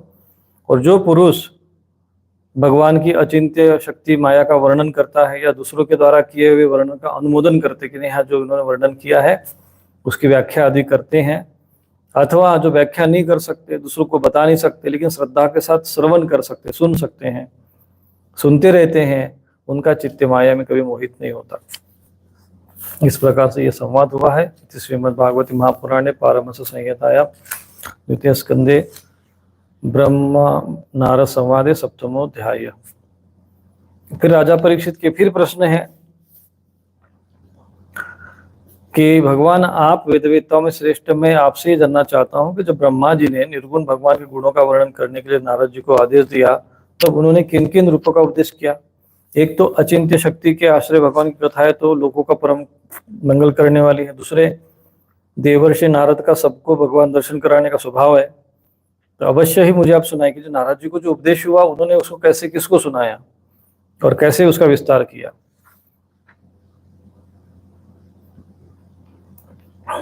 महाभाग्यवान सुखदेव जी, अब मुझे आप ऐसा उपदेश कीजिए कि मैं अपने आसक्त रहित मन को सर्वात्मा भगवान श्री कृष्ण में तन्मय करके अपना शरीर छोड़ सकूं। उन्होंने कहा कि आप ऐसी कथा सुनाइए कि मेरा मन जो है भगवान में तन्मय हो जाए और मेरा ये 7 दिन पूरे हो जाए और मेरा शरीर भगवान का स्मरण करते हुए छूट जाए। तब सुखदेव जी ने कहा कि जैसे स्वप्न में देखे जाने वाले पदार्थ के साथ उसे देखने वाले का कोई संबंध नहीं होता, वैसे ही देहादि से अतीत अनुभव स्वरूप आत्मा का माया के बिना दृश्य पदार्थों के साथ कोई संबंध नहीं हो सकता। विविध रूप वाली माया के कारण ये विविध रूप वाला प्रतीत होता है, और जब उन्होंने गुणों में रम जाता है तब मैं ये हूँ, ये मेरा है, इस प्रकार मानने लगता है। जैसे हम लोग सपने में चले जाते हैं, तो सपने में हम लोग कोई चीज कहीं गए, हम लोग भोजन के करके आ गए, तो जागृत होने के बाद हमारा पेट भर जाता है क्या, नहीं भरता है। अर्थात जो जागृत का जो मनुष्य है वो स्वप्न के उस क्रियाकलापों के साथ उसका साथ कोई संबंध नहीं रहता। ठीक है, पता चला कि सपने में किसी शेर ने या कोई हमें जो है हाथ या पैर पकड़ लिया तो जागने के बाद उसमें से वो घाव या कोई उसका प्रभाव शरीर पर रहता है क्या? नहीं रहता। अर्थात जागृत का जो पुरुष का संबंध सपने के उस घटना के साथ नहीं रहता। ऐसे ही परमात्मा का इस संसार में क्या कल्पना की गई है, उमा को अनुभव अपना सत्य हरिवंश जगत सब सपना। तो स्वप्नवत संसार भगवान का एक प्रकार से कहते हैं कि भगवान स्वप्न देख रहे हैं और ये संसार की रचना, इस उसी में उसी सपने में ये संसार है। तो इसीलिए भगवान का इस संसार रूपी माया से कोई संबंध होते हुए भी, चूंकि उनकी सत्ता से है, उनकी शक्ति से है, परंतु उनसे संबंध नहीं है। और किसका संबंध है? तो बोले उस जीव का है जो गुणों के साथ रम जाता है और ये मैं हूँ, ये मेरा है, इसमें लीन हो जाता है। तो प्रकृति क्रियमाणा, ये किसके द्वारा संसार होता है? ये प्रकृति के द्वारा होता है, भगवान की माया के द्वारा। लेकिन क्या होता है, ये जीव अहंकार से विमूढ़ हो जाता है। अहंकार विमूढ़ आत्मा कर्ता हम इति मन्यते, वो कहता है कि ये मैं हूँ और ये मेरा है, जबकि उसका है कुछ नहीं, न वो है। जैसे शरीर हम है नहीं, हम मान लेते हैं। शरीर के संबंध, शरीर का सारी दुनियादारी रहता है, ये व्यवहारिकता के लिए है। परमात्मा का बने माया रचना व्यवहारिकता के लिए है। लेकिन इसमें क्या करते हैं, एकदम दृढ़ता हो जाती है, चिपक जाते हैं और लगता है कि बस जब पकड़ लेते हैं कि नहीं यही मैं हूँ और ये शरीर ही मैं ही हूँ, तो शरीर छोड़ते समय शरीर के प्रति जो देह है, देह के जितने भी संबंध, देह की पृष्ठता, निम्नता, वो अपनी मानने लग जाते हैं। उसमें जीव जो चिपक जाता है और फिर उसी अहंकार में वो अहंकार विमूढ़ आत्मा कर्ता मित्ति मन्यते, अपने को कर्ता मानता है और उसी कर्तापन के कारण उसको वो इस प्रकार के संबंध न होते हुए भी भोक्ता बन जाता है। जैसे किसी पात्र में यदि चंद्रमा का प्रतिबिंब पड़ जाए तो वो चंद्रमा तो वहां है नहीं, उसका प्रतिबिंब है। लेकिन जैसे पानी अगर उबलने लग जाए और चंद्रमा का उस पानी के साथ तादात्म्य में हो जाए कि मैं यही चंद्रमा मैं हूँ, तो वो चंद्रमा जो पानी उबल रहा है, लेकिन अगर उस पानी के साथ तादात्म्य में हो जाए तो चंद्रमा को लगेगा कि मैं भी उबल रहा हूँ, मुझे भी कष्ट हो रहा है। वो जैसे ये वो भाव बनेगा, ऐसे ही अज्ञानता के वश ये जीव का भाव बनता है।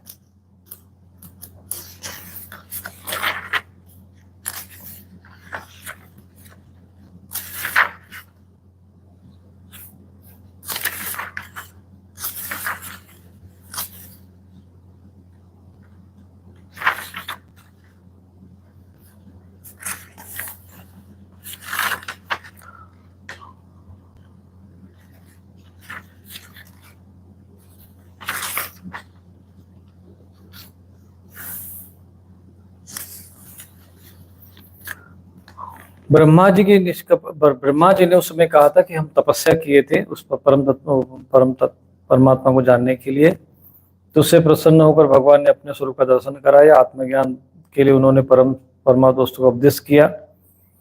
तीनों लोगों के परम आदि गुरु ब्रह्मा जी अपने जन्मस्थान कमल पर बैठकर सृष्टि की रचना करने की इच्छा से विचार करने लगे, परंतु जिस ज्ञान दृष्टि से सृष्टि का निर्माण हो सकता था, जो सृष्टि व्यापार के लिए वांछनीय, वो उन्हें प्राप्त नहीं हुई थी। एक दिन वो चिंता कर रहे थे कि प्रलय के समुद्र में एक प्रकार से उनको तप ये बार सुनाई दिया और उन्होंने फिर ब्रह्मा जी ने 4 तपस्या वहां पर की है और उस तप से सृष्टि की रचना होती है।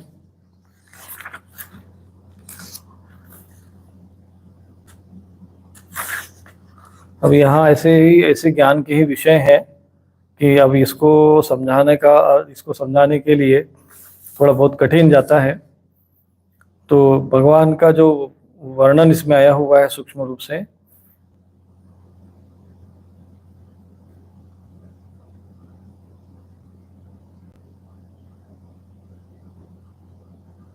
विभिन्न प्रकार के कल्पों का यहाँ पर वर्णन आया हुआ है संक्षिप्त रूप में।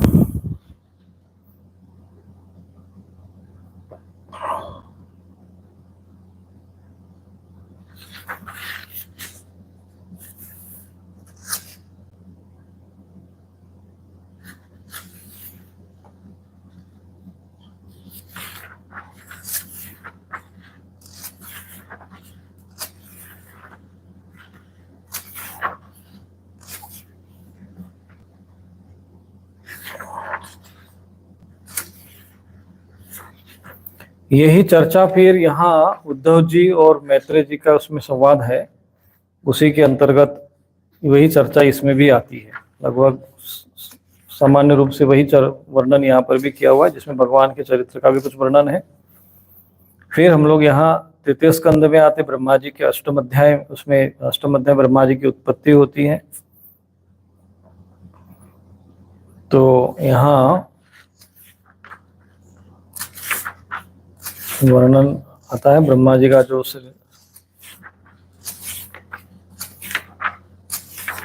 लगभग इसी बात को कई प्रकार से इसमें वर्णन किया गया है।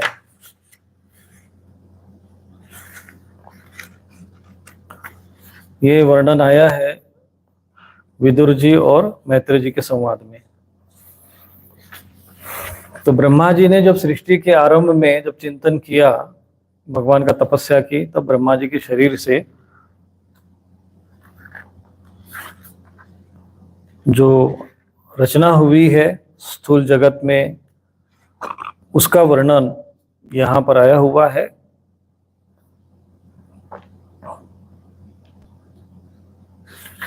वो हम लोग चर्चा करते सृष्टि द्वादश अध्याय में, 12वें अध्याय में है।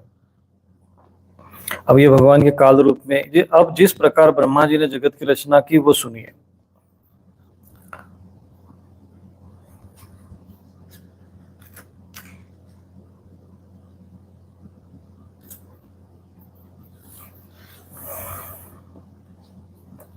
सबसे पहले उन्होंने अज्ञान की 5 वृत्तियां, तम, मोह, महामोह, तामेस्त्र, अंध तामेस्त्र की रचना की, किंतु इस अत्यंत पाप में सृष्टि को देखकर उनकी प्रसन्नता नहीं हुई। तब उन्होंने अपने मन को भगवान के ध्यान से पवित्र कर उससे दूसरी सृष्टि की रचना की। एक तो सबसे पहले जो सृष्टि हुई वो तामस सृष्टि हुई है। इस बार ब्रह्मा जी ने सात्विक सृष्टि की रचना, सात्विक भाव का चिंतन किया। चूंकि वो रजस भाव में थे तो सर्वप्रथम उनका मन थोड़ा सा तमस की ओर चला गया, तो उन्होंने वहां पर तमस से इस तामसी सृष्टि की रचना की। उससे प्रसन्न नहीं हुए, फिर उन्होंने अपने मन को पवित्र किया। तो जैसे अगर हम लोग रात्रि में अगर तामसी भोजन करके सो जाएंगे तो तामसी विचार आते हैं, सात्विक यदि चिंतन करते, भगवान का ध्यान चिंतन करते हुए यदि हम लोग सो जाते हैं तो सात्विक भाव आते, अच्छे विचार, अच्छे सपने आते हैं। ऐसे ही ब्रह्मा जी के मन में भी जो संकल्प हुआ पवित्र भावना से, इस बार ब्रह्मा जी ने सनक, सनंदन, सनातन, सनत कुमार, ये 4 निवृत्ति परायण ऊर्ध्वरेता मुनि उत्पन्न किया। तो सर्वप्रथम जब सृष्टि की रचना हुई, जैसा कि हमने कहा, भगवान नारायण से उत्पन्न हुए नाभि कमल से ब्रह्मा जी का उत्पत्ति हुई है। और ब्रह्मा जी ने जब सात्विक भाव से जब चिंतन किया, स्मरण किया, ध्यान किया, तब सनक, सनंदन और सनातन, ये 4 ऋषि, 4 मुनि जो है उत्पन्न हुए। ये सर्वप्रथम मुनि हुए हैं। ब्रह्मा जी से जब भगवान नारायण, फिर ब्रह्मा जी, और ये 4 मुनि सर्वप्रथम। इसलिए कोई भी हम लोग जब हम तर्पण करते हैं तो इनको, सनक, सनंदन, सनातन को भी हम लोग दिव्य मनुष्य के रूप में, ऋषि मुनियों के रूप में इनको हम तर्पण करते हैं। ये आज भी अमर होने के नाते ये विद्यमान है, और अनंत काल तक ब्रह्मांड की जब तक ये सृष्टि रहती तब तक ये इनका शरीर वैसा ही यथावत बना रहता है।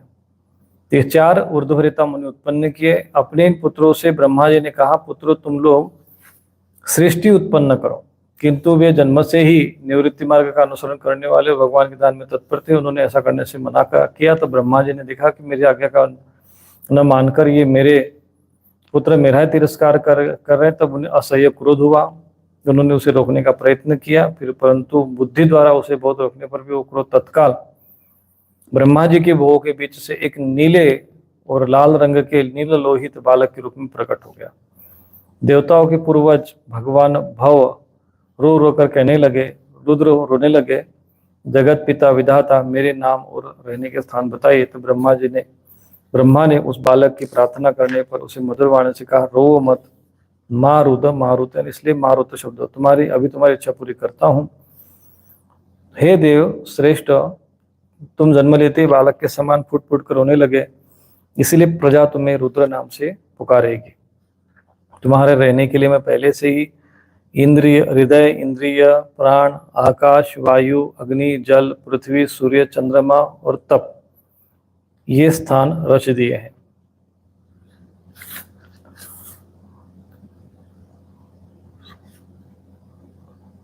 तो ये 11 स्थान है, इसलिए 11 रुद्र माने जाते हैं जहाँ पर इनका वास है। इनके नाम है मनु, फिर इनके जो मन्यु, मनु, महिनस, महान, शिव, ऋषध्वज, ऊर्ध्वरेता, भव, काल, वामदेव और धृतवत, ये 11 रुद्र हैं।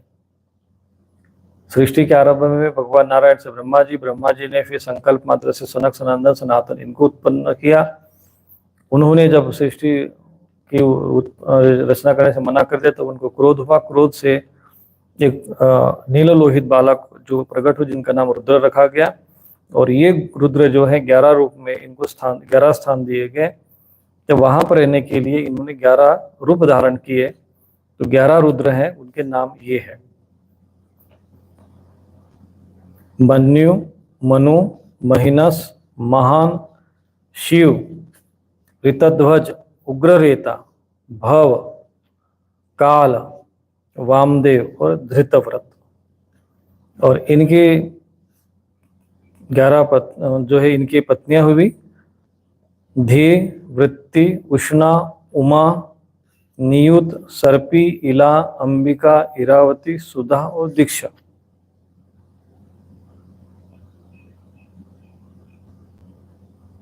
ये 11 रुद्राणियां तुम्हारी पत्नियां होगी, ऐसा कहा गया। तुम उपयुक्त स्थान, नाम और स्त्रियों को स्वीकार करो और इसके द्वारा बहुत सी प्रजा उत्पन्न करो, क्योंकि तुम प्रजापति हो। इनको भी कहा कि प्रजापति का रूप भगवान जो रुद्र भगवान को भी दे दिया। लोकपिता ब्रह्मा जी से ऐसी आज्ञा पर कर नीललोहित बल, आकार और स्वभाव में अपने ही जैसी प्रजा उत्पन्न करने लग गए। भगवान रुद्र के द्वारा उत्पन्न हुए उन रुद्रों को असंख्य युग बनाकर सारे संसार को भक्षण करते देखकर ब्रह्मा जी बड़ी शंका हुई। उन्होंने रुद्र से कहा, हे सुरश्रेष्ठ, तुम्हारी प्रजा तो अत्यंत भयंकर दृष्टि से मुझे और सारे दिशाओं को भस्म कर डालती है, अतः ऐसी सृष्टि और न रचो, तुम्हारा कल्याण हो। अब तुम जो है समस्त प्राणियों को सुख देने के लिए तप करो, फिर उस तप के प्रभाव से ही तुम पूर्ववत इस संसार की रचना करना।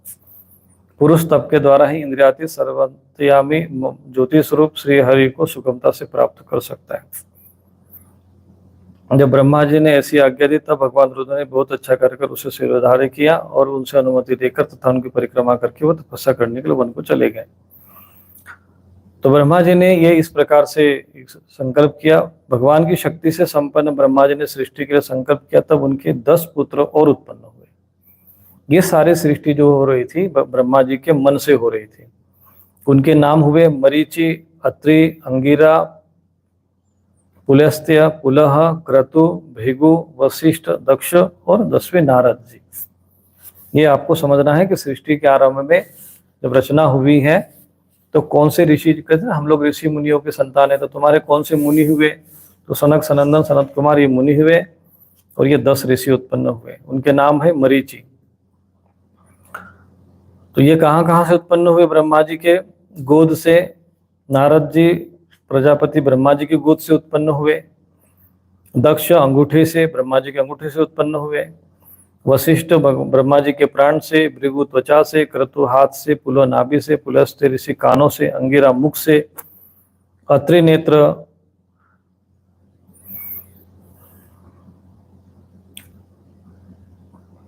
नेत्रों से तथा मरीचि मन से उत्पन्न हुए।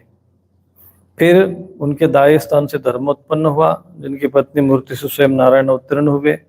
उनकी पीठ से अधर्म का जन्म हुआ और उसे संसार को भयभीत करने वाला मृत्यु उत्पन्न हुआ। ये आगे भविष्य में वर्णन आता है कि भगवान नारायण और आदि उत्पन्न। इस प्रकार ब्रह्मा जी के हृदय से काम, भव से क्रोध, नीचे की ओर से लोभ, मुख से वाणी की अधिष्ठात्री देवी सरस्वती, लिंग से समुद्र, गुदा से पाप का निवास स्थान निवृत्ति, राक्षसों का अधिपति निवृत्ति माना जाता है। और ब्रह्मा जी की छाया से देवहूति के पति जो है कर्दम जी उत्पन्न हुए। अब देवहूति वगैरह सब ये तो बाद का विषय आता है, बस उनको बता रहे हैं। कर्दम जी उत्पन्न हुए, छाया से उत्पन्न कर्दम जी हुए थे। इस प्रकार से सारा जगत कर्ता ब्रह्मा जी के शरीर और मन से उत्पन्न हुआ। तो विदुर जी भगवान ब्रह्मा की कन्या सरस्वती बड़ी ही सुकुमार। अब यहाँ पर उनकी कन्या जो है मुख से वाणी की अधिष्ठात्री देवी सरस्वती प्रकट हुई। तो ये चूंकि ब्रह्मा जी से उत्पन्न हुई इसलिए ब्रह्मा जी की पुत्री मानी गई। परंतु ये किसी प्रकार का जैसे जिस प्रकार से ये मैथुन सृष्टि के द्वारा उत्पन्न होते हैं वो वैसा ये सृष्टि नहीं थी। ये ब्रह्मा जी के शरीर के विभिन्न अंगों से और मन से उत्पन्न हो रहा था। मैथुन सृष्टि बाद में आरंभ होती है। कहते हैं कि हमने सुना है कि एक बार उन्होंने उसे देखकर ब्रह्मा जी काम मोहित हो गए थे। यद्यपि वह स्वयं वासनाहीन थी। उन्हें ऐसा अधर्म में संकल्प करते देख उनके पुत्र आदि और विनम्र पूर्वक समझाया, पिताजी आप समर्थ है, फिर भी आप अपने मन में उत्पन्न में काम बेकुनर और पुत्री का मन जैसा दुस्तर प्राप्त करने का संकल्प कर रहे हैं। ऐसा तो आपसे पूर्ववर्ती किसी ब्रह्मा जी ने नहीं किया, ना आगे भी कोई करेगा। तो ब्रह्मा जी तो अनेक प्रत्येक कल्प में एक प्रत्येक जो सृष्टि का जब होता है महाप्रलय के उपरांत तो उस समय एक एक ब्रह्मा जी उत्पन्न होते रहते हैं। तो कहते हैं कि ऐसे ब्रह्मा पहले और भी हुए, लेकिन उन्हें ऐसा कुछ नहीं। जगत गुरु आप जैसे तेजस्वी पुरुष को ऐसा कार्य शोभा नहीं देता, क्योंकि आप लोगों के आचरण का अनुसरण करने से ही तो संसार कल्याण होगा। जिस भगवान ने अपने स्वरूप में स्थित ये जगत को अपने ही तेज से प्रकट किया, उन्हें नमस्कार है। वे अपने धर्म की रक्षा करते हैं। तो अपने पुत्र ऋषि मरीचि आदि प्रजापतियों के सामने इस प्रकार कहने पर ब्रह्मा जी को बड़ी ग्लानि हुई और उन्होंने वो जो शरीर था उसी समय छोड़ दिया। तब उस शरीर को दिशाओं ने घेर ले लिया और वही कोहरा हुआ, जिसे अंधकार कहते हैं।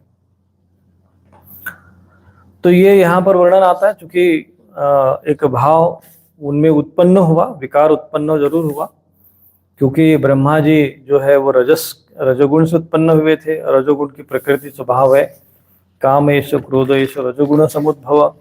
तो इसलिए उनके मन में काम भाव उत्पन्न हुआ। चूंकि उस समय कोई स्त्री उस समय भाव नहीं थी। स्त्री जो होती है वो एक स्त्री के लिए पुरुष और पुरुष के लिए स्त्री परस्पर एक दूसरे को देखने से काम भाव उत्पन्न होता है। वैसे काम भाव चूंकि रजोगुण के प्रतीक होने के कारण ब्रह्मा जी के मन में हुआ, लेकिन परंतु उससे उनको ग्लानि महसूस हुई और उन्होंने वो अपना शरीर त्याग दिया। फिर नया शरीर ब्रह्मा जी का धारण किया। एक बार ब्रह्मा जी सोच रहे थे कि मैं पहले की तरह सुव्यवस्थित रूप से सब लोगों की रचना किस प्रकार करूं।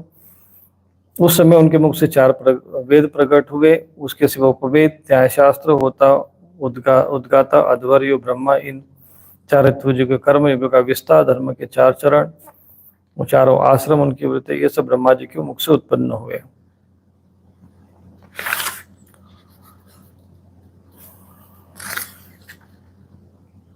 ये यहाँ पर वर्णन आता है।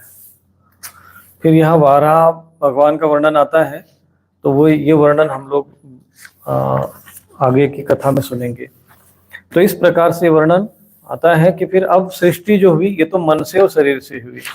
तो ब्रह्मा जी ने जब सोचा कि भैया ये कब तक जो है हमारा शरीर ऐसे बार बार शरीर और अंगों से तो बन ही गए, मन से भी बन गए, अब ये कैसे होगा। तो जो कहते हैं कि ब्रह्मा जी ने पहला कामासक्त शरीर जिसे कोहरा बन गया था छोड़ने के बाद दूसरा शरीर धारण करके विश्व विस्तार का विचार किया। वे देख चुके थे कि मरीचि आदि महान ऋषियों से भी सृष्टि का विस्तार नहीं हो रहा है। वे मन ही मन विचार करने लगे कि अब बड़ा आश्चर्य है कि मेरे प्रयत्न करने पर प्रजा की वृद्धि नहीं हो रही है।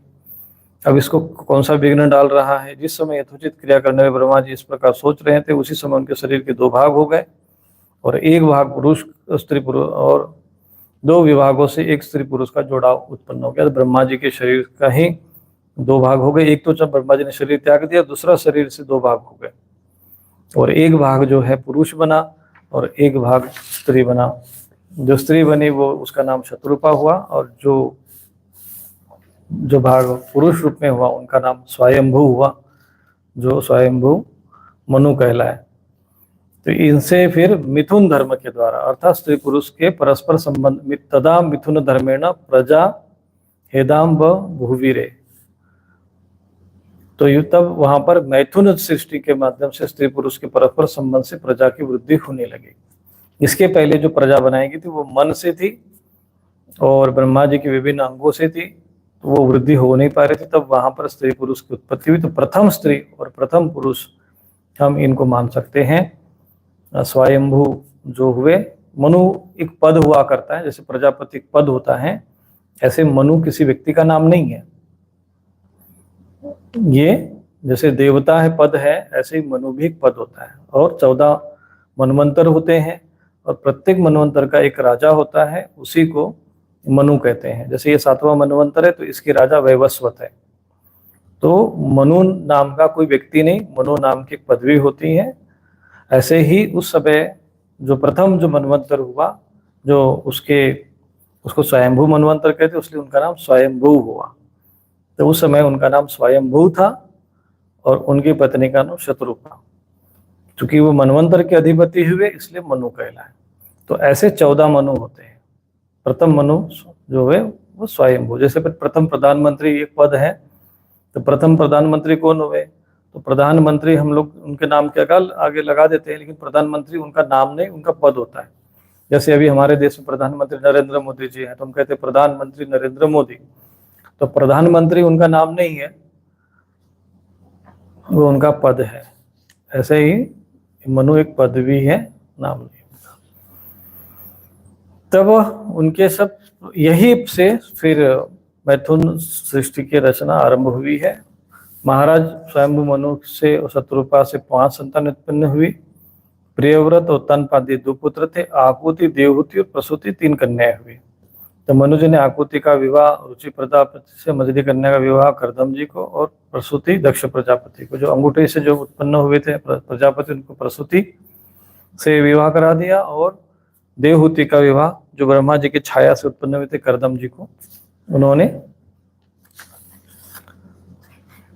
विवाह करा दिया। तो करदम जी से जो विवाह हुआ है, अभी इसमें वारा और भगवान का और वर्णन आता है बीच में, तो वो हम बाद में ले लेंगे विषय।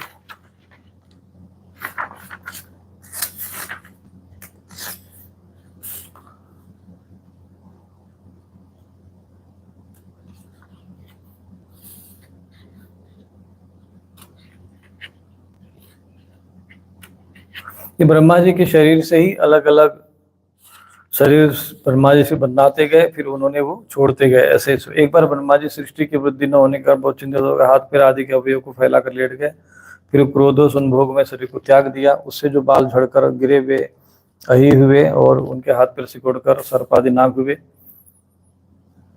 ब्रह्मा जी ने फिर अनुभव किया, फिर अंत में उन्होंने मन से मनुओं की सृष्टि की और मनुष्य उनके अपना पुरुषाकार शरीर त्याग दिया।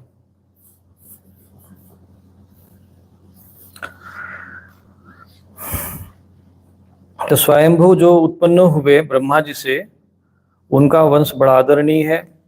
उसमें मैथुन धर्म के द्वारा प्रजा की वृद्धि हुई है। अब आप उसी के विषय में कथा सुनिए। तो वो कहते हैं कि स्वयंभू मनु के पुत्र प्रियव्रत उद्दानपाद दोनों ने उसका पालन किया। उनकी जो पुत्री थी देवहूति, वो करदम जी से ब्याही गई। देवहूति योग के लक्षण यम आदि से संपन्न थी। उससे महायोगी करदम जी ने कितनी संतान, यहाँ पे प्रश्न किया है, प्रश्न आया है यहाँ पर। विदुर जी और मैत्र जी के संवाद में ये पूरा वर्णन आता है। तो यहाँ विदुर जी ने प्रश्न किया कि कितनी संतानें हुई, वो प्रसंग मुझे सुनाएंगे। तो मैत्र जी कहते हैं कि जब ब्रह्मा जी ने करदम जी को आज्ञा दी कि तुम संतान की उत्पत्ति करो, तो उन्होंने 10,000 वर्षों तक सरस्वती नदी के तट पर तपस्या की। उस समय सरस्वती नदी का वर्णन आता है, क्योंकि उनके सरस्वती जी वहां ब्रह्मा जी के माध्यम से प्रकट हुई हैं। तो एकाग्र चित्त और प्रेम पूर्वक पूजन द्वारा शरणागत श्रीहरि का आराधना करने लग गए। तब सतयुग के आरंभ में कमल ने भगवान श्रीहरि ने उनकी तपस्या से प्रसन्न होकर उनको दर्शन दिए थे।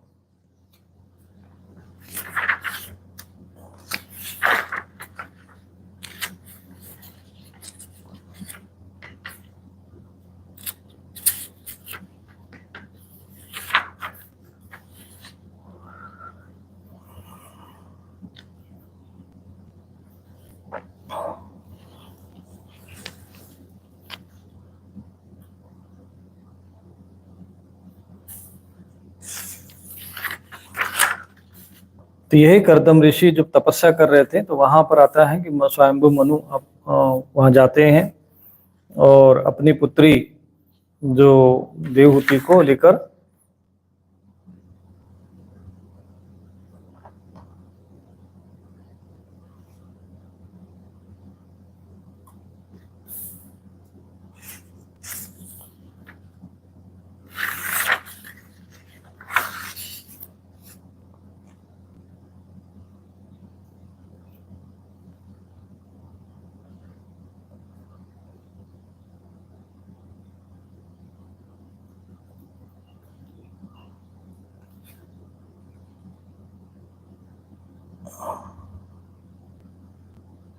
वही आश्रम का वर्णन है, वहां पर उस समय कैसे आश्रम था उसी का यहाँ वर्णन।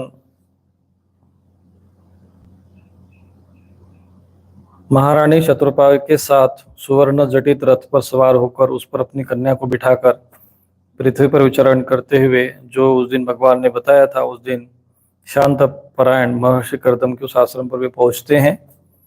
वहां पर उसका वर्णन आता है, बहुत दिव्य वर्णन है। और वहां कर्दम मुनि जी उनको प्रणाम करते हैं। उनको देखकर स्वयंभू मुनि अपनी कुटिया में आकर प्रणाम करते देख उन्होंने उसने आशीर्वाद से प्रसन्न किया और यथोचित आतिथ्य की रीति से उनका स्वागत सत्कार किया। जब मनु जी उनकी पूजा ग्रहण कर स्वस्थ चित्त शासन पर बैठ गए तब मुनिवर कर्दम जी ने भगवान की आज्ञा का स्मरण कर उन्हें मधुर वाणी से प्रसन्न करते हुए कहा कि देव, आप भगवान विष्णु की पालन शक्ति रूप है, इसलिए आपका घूमना फिरना निस्संदेह सज्जनों की रक्षा और दुष्टों के संहार के लिए होता है। तो आप साक्षात विष्णु रूप है। उनके प्रार्थना कर उसको उनका प्रशंसा करने लगे। मैं आपसे पूछता हूँ कि इस समय यहाँ आपका आगमन किस प्रयोजन से हुआ है और मेरे लिए जो आज्ञा होगी मैं उसके निष्कपट भाव से स्वीकार करूंगा।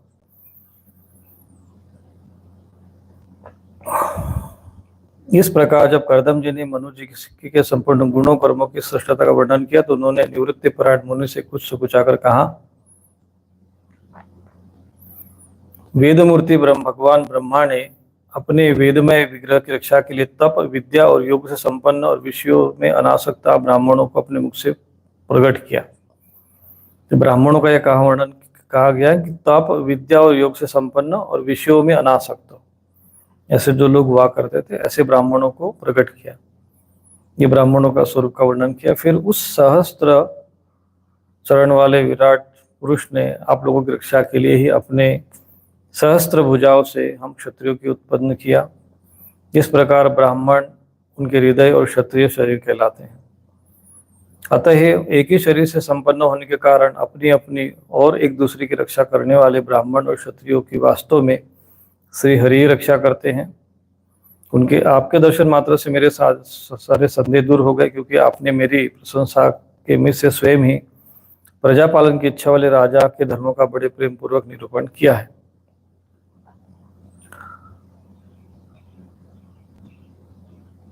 मेरे भाग्योदय से ही आपने मुझे राजधर्मों की शिक्षा देकर मुझ पर महान अनुग्रह किया है और मैंने भी शुभ प्रारब्ध का उदय होने पर आपकी पवित्र वाणी श्रवण की है। उन्हें मेरी इस कन्या के स्नेहवश मेरा चित्त बहुत चिंताग्रस्त हो रहा है, अतः मुझ दिन की प्रार्थना आप कृपा पूर्वक सुने। मेरी यह कन्या जो प्रियव्रत और उत्तम पद की बहन है, अवस्थाशील और गुण आदि से अपने योग्य पति को पाने की इच्छा रखती है। जब से इसने नारद जी के मुख से आपके शील, विद्या, रूप, आयु और गुणों का वर्णन सुना है, तभी से यह आपको अपना पति बनाने का निश्चय कर चुकी है। देशभर मैं बड़ी श्रद्धा से आपको ये कन्या समर्पित करता हूँ, आप इसे स्वीकार कीजिए। यह गृहस्थ उचित कार्यों के लिए सब प्रकार से आपके योग्य है। जो भोग स्वतः प्राप्त हो जाए उसकी अवहेलना न करना विरक्त पुरुषों को उचित नहीं है। फिर विषयासक्ति की तो बात ही क्या। जो पुरुष स्वयं प्राप्त हुए भोगों का निरादर कर फिर किसी कृपण के आगे हाथ पसारता है, उसका बहुत फैला हुआ यश भी नष्ट हो जाता है। दूसरों के तिरस्कार से मान भंग होता है। विद्वान, मैंने सुना है आप विवाह करने के लिए उद्यत हैं। आपका ब्रह्मचर्य एक सीमा तक है, आप नैष्ठिक ब्रह्मचारी तो है ही। इसलिए अब आप इस कन्या को स्वीकार कीजिए, मैं इसे आपको अर्पित करता हूँ। करदम मुनि ने कहा कि ठीक है, मैं विवाह करना चाहता हूँ और आपकी कन्या का अभी किसी के साथ वागदान नहीं हुआ है, इसलिए इस दोनों का सर्वश्रेष्ठ ब्राह्मण विधि से विवाह होना उचित ही होगा। राजन, वेदोक्त विवाह विधि से प्रसिद्ध जो गृह्णामिते इत्यादि मंत्रों में बताया हुआ काम है, वह आपकी इस कन्या के साथ हमारा संबंध होने से सफल होगा। भला जो अपना अंग कांति से आभूषण आदि की शोभा को तिरस्कृत कर रही है, आपकी उस कन्या का आदर कौन न करेगा।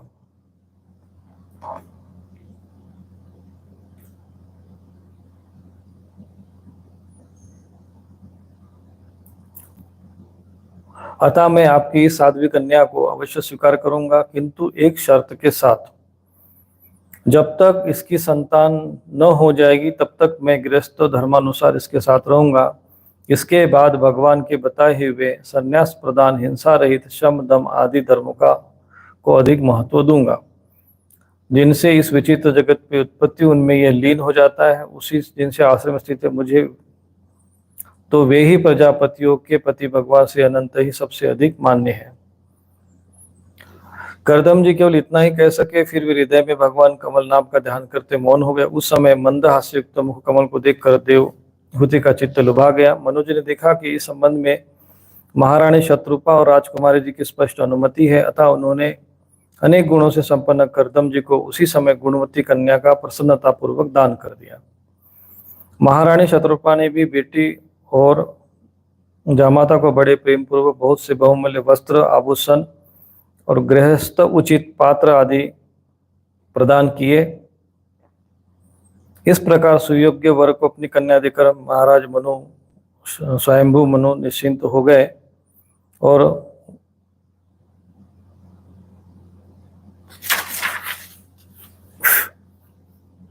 फिर वे मुनिवर करदम जी से पूछकर उनकी आज्ञा ले रानी सहित रथ पर सवार हुए और अपने सेवकों सहित सरस्वती नदी के दोनों तीरों पर मुनियों के आश्रम की शोभा देखते हुए अपनी राजधानी में चले गए।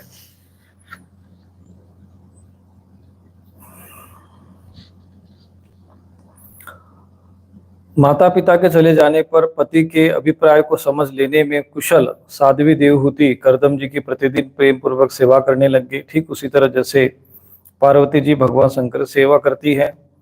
उसने काम वासना, दंभ, द्वेष, लोभ, पाप और मद का त्याग कर बड़ी सावधानी और लगन के साथ सेवा में तत्पर रहकर विश्वास, पवित्रता, गौरव, संयम, शुश्रूषा, प्रेम और मधुर भाषणी गुणों से अपने परम तेजस्वी पतिदेव को संतुष्ट कर लिया। देवहूति समझती थी कि मेरे पतिदेव देव से भी बढ़कर है, इसलिए मैं उनसे बड़ी बड़ी आशा रखकर उनकी सेवा में लगी रहती थी। इस प्रकार बहुत दिनों तक अपनी अनुवर्तन करने वाली इस मनुपुत्री को व्रतादि का पालन करने से दुर्बल हुई देखकर देवर से श्रेष्ठ करदम जी को दयावश कुछ खेद हुआ। उन्होंने उनसे प्रेम गदगद वाणी में कहा कि हे मनु नंदिनी, तुमने मेरा बड़ा आदर किया, मैं तुम्हारी उत्तम सेवा और परम भक्ति से संतुष्ट हूँ। सब देहधारियों को अपना शरीर बहुत प्रिय और आदर की वस्तु होता है, किंतु तुमने मेरी सेवा के आगे उसे क्षीण होने की भी कोई परवाह नहीं की। अतः अपने धर्म पालन करते रहने से मुझे तप, समाधि, उपासना, योग आदि के द्वारा जो भय और शोक से रहित भगवत प्रसाद स्वरूप विभूतियां प्राप्त हुई है, उन पर मेरी सेवा के प्रभाव से अब तुम्हारा भी अधिकार हो गया है। मैं तुम्हें दिव्य दृष्टि प्रदान करता हूँ, उसके द्वारा तुम उन्हें देखो। और अन्य भी जितने भोग है वे तो भगवान श्री हरि के विकृति विलास मात्र से नष्ट हो जाते, अतः वे उनके आगे कुछ नहीं। तुम मेरी सेवा से भी कृतार्थ हो गई हो, अतः पातिव्रत धर्म का पालन करने से तुम्हें भी दिव्य भोग प्राप्त हो गए, अतः तुम उन्हें भोग सकती हो। करदम जी के इस प्रकार कहने से अपने पतिदेव की संपूर्ण योग माया और विद्या में कुशल जानकर इस अबला की सारी चिंता जाती रही। उनका मुख किंचित संकोच भरी चितवन और मधुर मुस्कान से खिल उठा और उन्होंने गदगद वाणी से कहा कि हे द्विज श्रेष्ठ स्वामिन, मैं ये जानती हूँ कि कभी न निष्फल होने वाली योग शक्ति और त्रिगुणात्मक माया पर अधिकार करने वाले आपको ये सब ऐश्वर्य प्राप्त हैं। परंतु प्रभु, आपने विवाह के समय जो प्रतिज्ञा की थी कि गर्भाधान होने तक मैं तुम्हारे साथ गृहस्थ सुख का उपभोग करूंगा, अब उसकी पूर्ति होनी चाहिए, क्योंकि श्रेष्ठ पति द्वारा संतान प्राप्त होना प्रतिव्रता स्त्री के लिए महान लाभ है। करदम मुनि ने अपनी प्रिया की इच्छा पूर्ण करने के लिए उसी समय योग में स्थित होकर एक विमान की रचना की। जो इच्छा अनुसार सर्वत्र जा सकता था। तो यहाँ पर विमान की रचना का वर्णन आता है कि यहाँ विमान उस समय में भी जो है संकल्प मात्र से विमान की रचना किया जाता था, जो इच्छा अनुसार सर्वत्र जा सकता था। तो अभी जो विमान है वो तो इस समय डीजल पेट्रोल से चलते हैं, लेकिन जो ये उस समय जो विमान हुआ करते थे इच्छा अनुसार सर्वत्र जा सकता था, जिधर इच्छा करेंगे उधर चला जाता था। ये संकल्प मात्र से उस समय विमानों की रचना हो, इसलिए ये नहीं सोच लेना चाहिए कि ये अंग्रेजों का है आविष्कार है विमान। विमान उस समय सृष्टि के आरंभ से ही रहा है। वो विमान सब प्रकार से इच्छित भोग सुख प्रदान करने वाला, अत्यंत सुंदर, सब प्रकार के रत्नों से युक्त और सब संपत्तियों की उत्तरोत्तर वृद्धि से संपन्न और मणिमय खंभों से सुशोभित था। वह सभी रीतियों में सुखदायक था और उसमें जहां जहां जहां तहां सब प्रकार की दिव्य सामग्रियां रखी हुई थी तथा चित्र विचित्र रेशमी झंडियों और पताकाओं से खूब सजाया गया था। तो ये उसमें वर्णन आता है।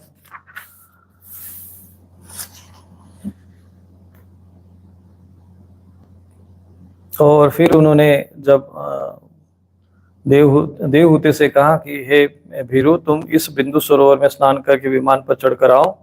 यह भगवान विष्णु का रचा हुआ तीर्थ मनुष्यों को सब कामनाओं को प्राप्ति कराने वाला है। कमल लोचना देवहूति ने अपने पति की बात मानकर सरस्वती के पवित्र जल से भरे हुए उस सरोवर में प्रवेश किया। उस समय वो मैली कुचली साड़ी पहने हुई थी, उसके सिर के बाल चिपके जाने से लटे बन पड़ गई थी, शरीर में मैल जम गया था तथा स्तन कांतिहीन हो गए थे। सरोवर में गोता लगाने पर उसने उसके भीतर से एक महल में 1000 कन्याएं देखी। ये सभी किशोर अवस्था की थी और उनके शरीर से कमल की सी गंध आती थी। देवहूति को देखते हुए स्त्रियां सहसा खड़ी हो गई। वह हाथ जोड़ कहने लगे कि हम आपकी सब दासियां हैं, हमें आज्ञा कीजिए, आपकी क्या सेवा करें। तब स्वामिनी को सम्मान देने वाली उन रमणियों ने बहुत बहुमूल्य मसाल और गंध आदि से मिश्रित जल के द्वारा मनस्विनी देवहूति को स्नान कराया तथा उसे 2 नवीन और निर्मल वस्त्र पहनने को दिए। फिर उन्होंने वे बड़े मूल्य के सुंदर और कांतिमान आभूषण, सर्व गुण संपन्न भोजन और पीने के लिए अमृत के समान स्वादिष्ट आंसू प्रस्तुत किए। ये सब उनकी शक्तियां थी, जो जिसको रिद्धि सिद्धि कहते हैं। वो सारी जो इन्होंने तपस्या से प्राप्त की थी वो वहां पर उनकी सेवा में लग गई।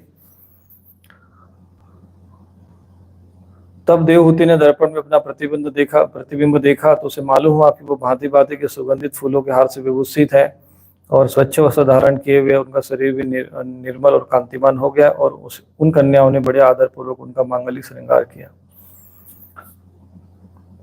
जब करदम जी ने देखा कि देवहूति का शरीर स्नान करने से अत्यंत निर्मल हो गया और विवाह काल से पूर्व उसका जैसा रूप था उसी रूप को पाकर अपूर्व शोभा संपन्न हो गई, तो इस प्रकार से उन लोगों ने फिर तब उसे विमान पर प्रेम पूर्वक चढ़ाया। उस समय अपनी प्रिया के प्रति अनुरक्त होने पर श्री करदम जी की महिमा कम नहीं हुई।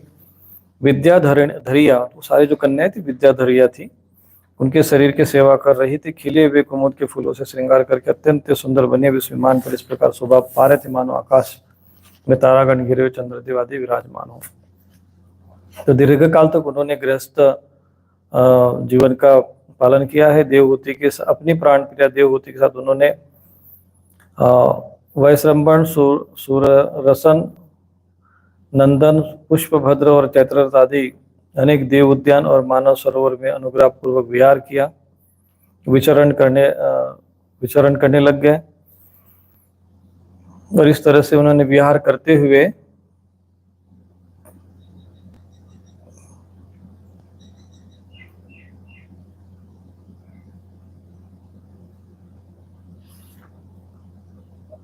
सांसारिक व्यवहार करते हुए देवहूति के एक 9 कन्याएं उत्पन्न हुई है। वे सभी देवहूति और करदम जी की 9 कन्या हुई, वे सभी सर्वांग सुंदरी थी और उनके शरीर से लाल कमल सी सुगंध निकलती थी। इस समय शुद्ध स्वरूप स्वभाव वाली सती देवहूति ने देखा कि पूर्व प्रतिज्ञा अनुसार उसके पतिदेव संन्यासाश्रम ग्रहण करके वन को जाना चाहते हैं, तो उन्होंने अपने आंसुओं को रोककर ऊपर से मुस्कुराते हुए व्याकुल और संतप्त हृदय से धीरे धीरे अति मधुर वाणी में कहा कि आपने जो प्रतिज्ञा की थी वो तो पूर्णता निभा दी, तो भी मैं आपकी शरणागत हूँ, मुझे अभयदान दीजिए। इन कन्याओं के लिए योग्य वर खोजने पड़ेंगे। आपके वन को चले जाने के बाद मेरे जन्म रूप शोक को दूर करने के लिए भी कोई होना चाहिए। अब तक परमात्मा से विमुख होकर मेरा जो समय इंद्रिय सुख भोगने में बीता है वो तो निरर्थक हो गया। आपके परम प्रभाव को न जानने के कारण ही मैंने इंद्रियों के विषय में आसक्त रहकर अपना अनुराग किया, तथापि मेरे संसार भय को दूर करने वाला होना चाहिए।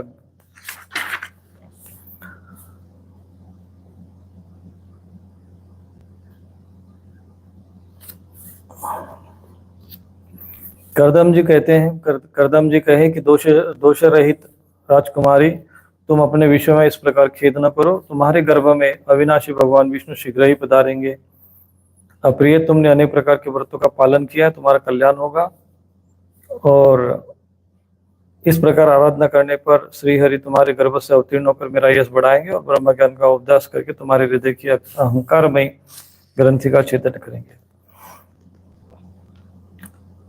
प्रजापति करदम के आदेश से गौरव बुद्धि होने से देवहूति ने उस समय पूर्ण विश्वास किया और वो निर्विकार जगत गुरु भगवान पुरुषोत्तम की आराधना करने लग गई।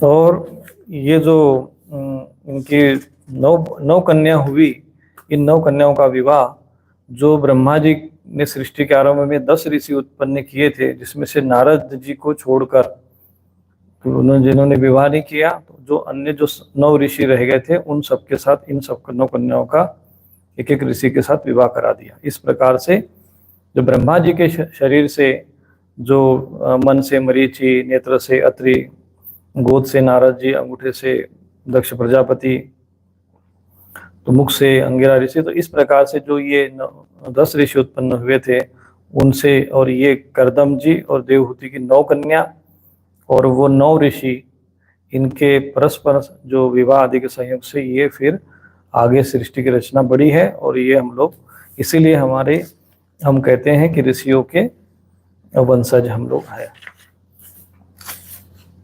यही से फिर वर्णन आता है। और फिर कन्याओं के विवाह के उपरांत भगवान श्री हरि कपिल देव जी के रूप में देवहूति के गर्भ से यहाँ जन्म लेते हैं, उसका वर्णन यहाँ आया हुआ है।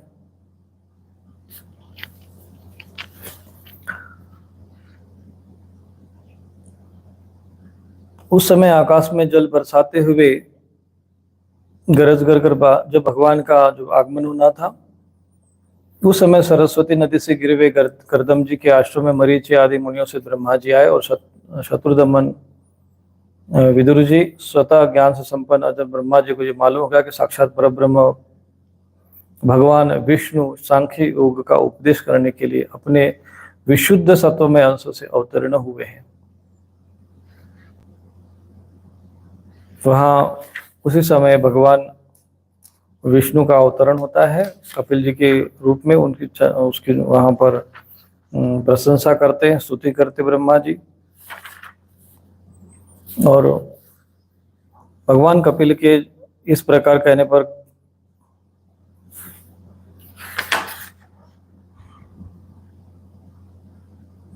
करदम जी भगवान से फिर यहाँ प्रार्थना करते हैं कि अब मैं तीनों रेणु से मुक्त हो गया हूँ, मेरे सर्व मनोरथ पूर्ण हो चुके, अब मैं संन्यास मार्ग को ग्रहण कर आपका चिंतन करते हुए शोक रहित विचरूंगा। आप समस्त प्रजाओं के स्वामी, अतः मैं आपके लिए आज्ञा का चाहता हूँ। तो भगवान उनको आज्ञा देते हैं कि तुम इच्छानुसार जाओ और अपने संपूर्ण कर्म मुझे अर्पण करके दुर्जय मृत्यु को जीतकर मोक्ष पद प्राप्त करने के लिए मेरा भजन करो। मैं स्वयं प्रकाश और संपूर्ण जीवों के अंतःकरण में रहने वाला परमात्मा ही हूँ। अतः तुम जब विशुद्ध बुद्धि के द्वारा अपने अंतःकरण में मेरा साक्षात्कार कर लोगे, तब सब प्रकार के शोकों से छूटकर निर्भय मोक्ष प्राप्त होंगे। तो भगवान कपिल के इस प्रकार कहने पर प्रजापति करदम जी ने उनके परिक्रमा कर वो वनपुर चले गए।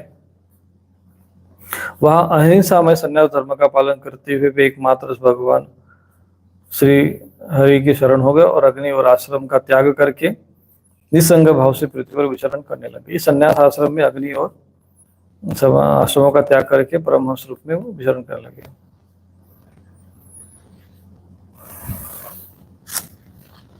सौनक जी ने पूछा, सूत जी, तत्वों की संख्या करने वाले भगवान कपिल साक्षात अजन्मा नारायण होकर भी लोगों को आत्मज्ञान उपदेश देने के लिए अपनी माया से उत्पन्न हुए थे। मैंने भगवान के बहुत से चरित्र सुने हैं, तथापि इन योगी प्रवर पुरुष श्रेष्ठ कपिल जी की कीर्ति को सुनते सुनते मेरी इंद्रिया तृप्त नहीं होती है। सर्वथा स्वतंत्र श्रीहरि अपनी योग माया के द्वारा भक्तों की इच्छा अनुसार शरीर धारण करके जो जो लीलाएं करते हैं उनके सभी कीर्तन योग्य है, अतः आप मुझे वह सब सुनाए, उनसे मुझे सुनने में बड़ी श्रद्धा है। सूत जी कहते हैं कि मुनि, आपकी भी भांति जब विदुर जी ने यह आत्मविज्ञान विषय प्रश्न किया तो व्यास जी के सखा भगवान मैत्रेय जी प्रसन्न होकर इस प्रकार कहने लगे। पिता के वन में विदुर जी मैत्रेय जी ने कहा कि पिता के वन में चले जाने पर भगवान कपिल जी माता का प्रिय करने की इच्छा से उस बिंदुसर तीर्थ में रहने लगे। ये बिंदुसर तीर्थ जो है, कहते हैं गुजरात में एक किसी स्थान पर ऐसा मान्यता है, अभी भी है। और भगवान कपिल मुनि आज भी इस पृथ्वी पर स्वशरीर विद्यमान है और महानिर्वाणी अखाड़ा के अंतर्गत जो है इन्हीं को गुरु मानकर इनकी उपासना की जाती है। एक दिन तत्व समूह के पारदर्शी भगवान कपिल कल्प कलाप से विरत हो आसन पर विराजमान थे। उस समय ब्रह्मा जी के वचनों का स्मरण करते हुए देवहूति ने उनसे पूछा। देवहूति कहते कि हे भूमन प्रभो, इन दुष्ट इंद्रियों की विषय लालसा से मैं उब गई हूँ और इनकी इच्छा पूरी करते रहने से घोर अंधकार में पड़ गई हूँ। अब आपकी कृपा से मेरी जन्म परंपरा समाप्त हो चुकी है। इसी से इस दुस्तर अज्ञान अंधकार से पार लगाने के लिए सुंदर नेत्र रूप आप प्राप्त हुए हैं। आप संपूर्ण जीवों के स्वामी भगवान आदि पुरुष है तथा अज्ञान अंधकार से अंधे मनुष्यों के लिए नेत्र स्वरूप सूर्य की भांति उदित हुए हैं। हे देव, इस देह गेह आदि में जो मैं और मेरेपन का दुराग्रह होता है वह भी आपका ही कराया हुआ है। आप मेरे इस महामोह को दूर कीजिए। आप अपने भक्तों के संसार रूप वृक्ष के लिए कुठार के समान है। मैं प्रकृति और पुरुष का ज्ञान प्राप्त करने की इच्छा से आप शरणागत वत्सल की शरण में आई हूँ। आप भागवत धर्म जानने वालों में सर्वश्रेष्ठ हैं। वो ज्ञान आप हमें प्रदान करें। मैं आपको प्रणाम करती हूँ। माता देवहूति ने अपनी जो अभिलाषा प्रकट की वह परम पवित्र और लोगों का मोक्ष मार्ग में अनुराग उत्पन्न करने वाली थी। उसे सुनकर आत्मज्ञ सत्पुरुषों की गति श्री कपिल जी उनकी मनी मन प्रशंसा करने लगे और फिर मृदु मुस्कान के साथ सुशोभित मुखारविंद से इस प्रकार कहने लगे। तो भगवान कपिल ने यहाँ पर अपनी माता को उपदेश दिया है, तो उस पर हम चर्चा करेंगे। तो कहने का ये तात्पर्य ये है कि ये विषय इतना यहाँ तक आया हुआ है। तो आपको यहाँ हमने भागवत महापुराण का विषय सुनाया है, तो आप लोग इसको एक प्रकार से कभी भी जब अवसर मिलेगा तो आप इसको पढ़ेंगे। तो संक्षिप्त रूप में हमने इसको समझाया है कि भगवान की जो संकल्प हुआ उसी से यह सृष्टि की रचना हुई और विभिन्न प्रकार के उनके जो स्वरूप के माध्यम से, जैसे ब्रह्मा जी का उसमें आविर्भाव होता है। ब्रह्मा जी चूंकि सृष्टि के निर्माता है, सृष्टि के निर्माण के कारण उन्होंने संकल्प किया। फिर उनके शरीर से, विभिन्न प्रकार के शरीर के अंगों से, उनके मन से मरीचि की उत्पत्ति हुई, नेत्रों से अत्रि ऋषि हुए। तो ऐसे शरीर के अंगों से 10 ऋषि उत्पन्न हुए। प्रथम जो हुए संकल्प से सनत कुमार ये हुए। तो जब हम तर्पण करते हैं तो ये हमारे पूर्वज होने के कारण, पितृगण होने के कारण, इनको हम दिव्य पुरुष या पितृगण तो नहीं कह सकते, लेकिन दिव्य ऋषि मानते हैं। ये हमारे पूर्वज है, इसलिए हम जब भी श्राद्ध तर्पण आदि करते हैं तो इनको हम जल प्रदान करते हैं, जिसको हम ऋषि तर्पण कहते हैं। देव तर्पण, ऋषि तर्पण और पितृ तर्पण। तो जो हमारे पितृ होते हैं, जिसमें दिव्य पितृ होते हैं, एक पितृ होते हैं हमारे शरीर के, एक दिव्य पितृ होते हैं जो शाश्वत पितृ माने जाते हैं, पितृलोक के अधिष्ठाता देवता होते हैं, उनको हम तर्पण करते हैं। फिर देवताओं को तर्पण करते हैं क्योंकि वो भी हमारे पूर्वज है, और फिर हम इन ऋषि मुनियों को भी तर्पण करते हैं क्योंकि ये भी हमारे पूर्वज है। अब जैसे भौतिक संस्कृति के, पाश्चात्य संस्कृति के प्रभाव के कारण सब लोगों को यही कहा जाता है कि हमारे जो है पूर्वज बंदर हैं, बंदर जैसे दिखते थे। पता नहीं डार्विन का सिद्धांत क्या बना है, वो जाने, उस विषय में जाना नहीं है। लेकिन आपको इन शास्त्रों पर विश्वास करना चाहिए। ये जो हमारे शास्त्रों में इतिहास है, भागवत महापुराण में भी इतिहास कहते हैं, महाभारत, वाल्मीकि रामायण पुराण, ये इतिहास पुराण है, इसमें सारा वर्णन आता है।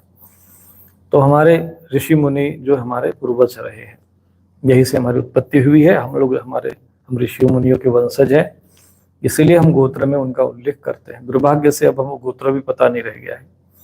तो ये सनातन धर्म संस्कृति के पतन के एकदम अंतिम धरातल में पहुंच गए हैं। तो हमें अपना गोत्र पता कर लेना चाहिए, नहीं भी गोत्र तो इन 10 में से कोई एक आध गोत्र होना चाहिए। नारद जी को छोड़ दिया जाए तो 9 ऋषि मान के चलो, तो 9 ऋषि से हमारी उत्पत्ति होती है और फिर यही से आगे बढ़ता है, तो उसका वर्णन यहाँ आता है।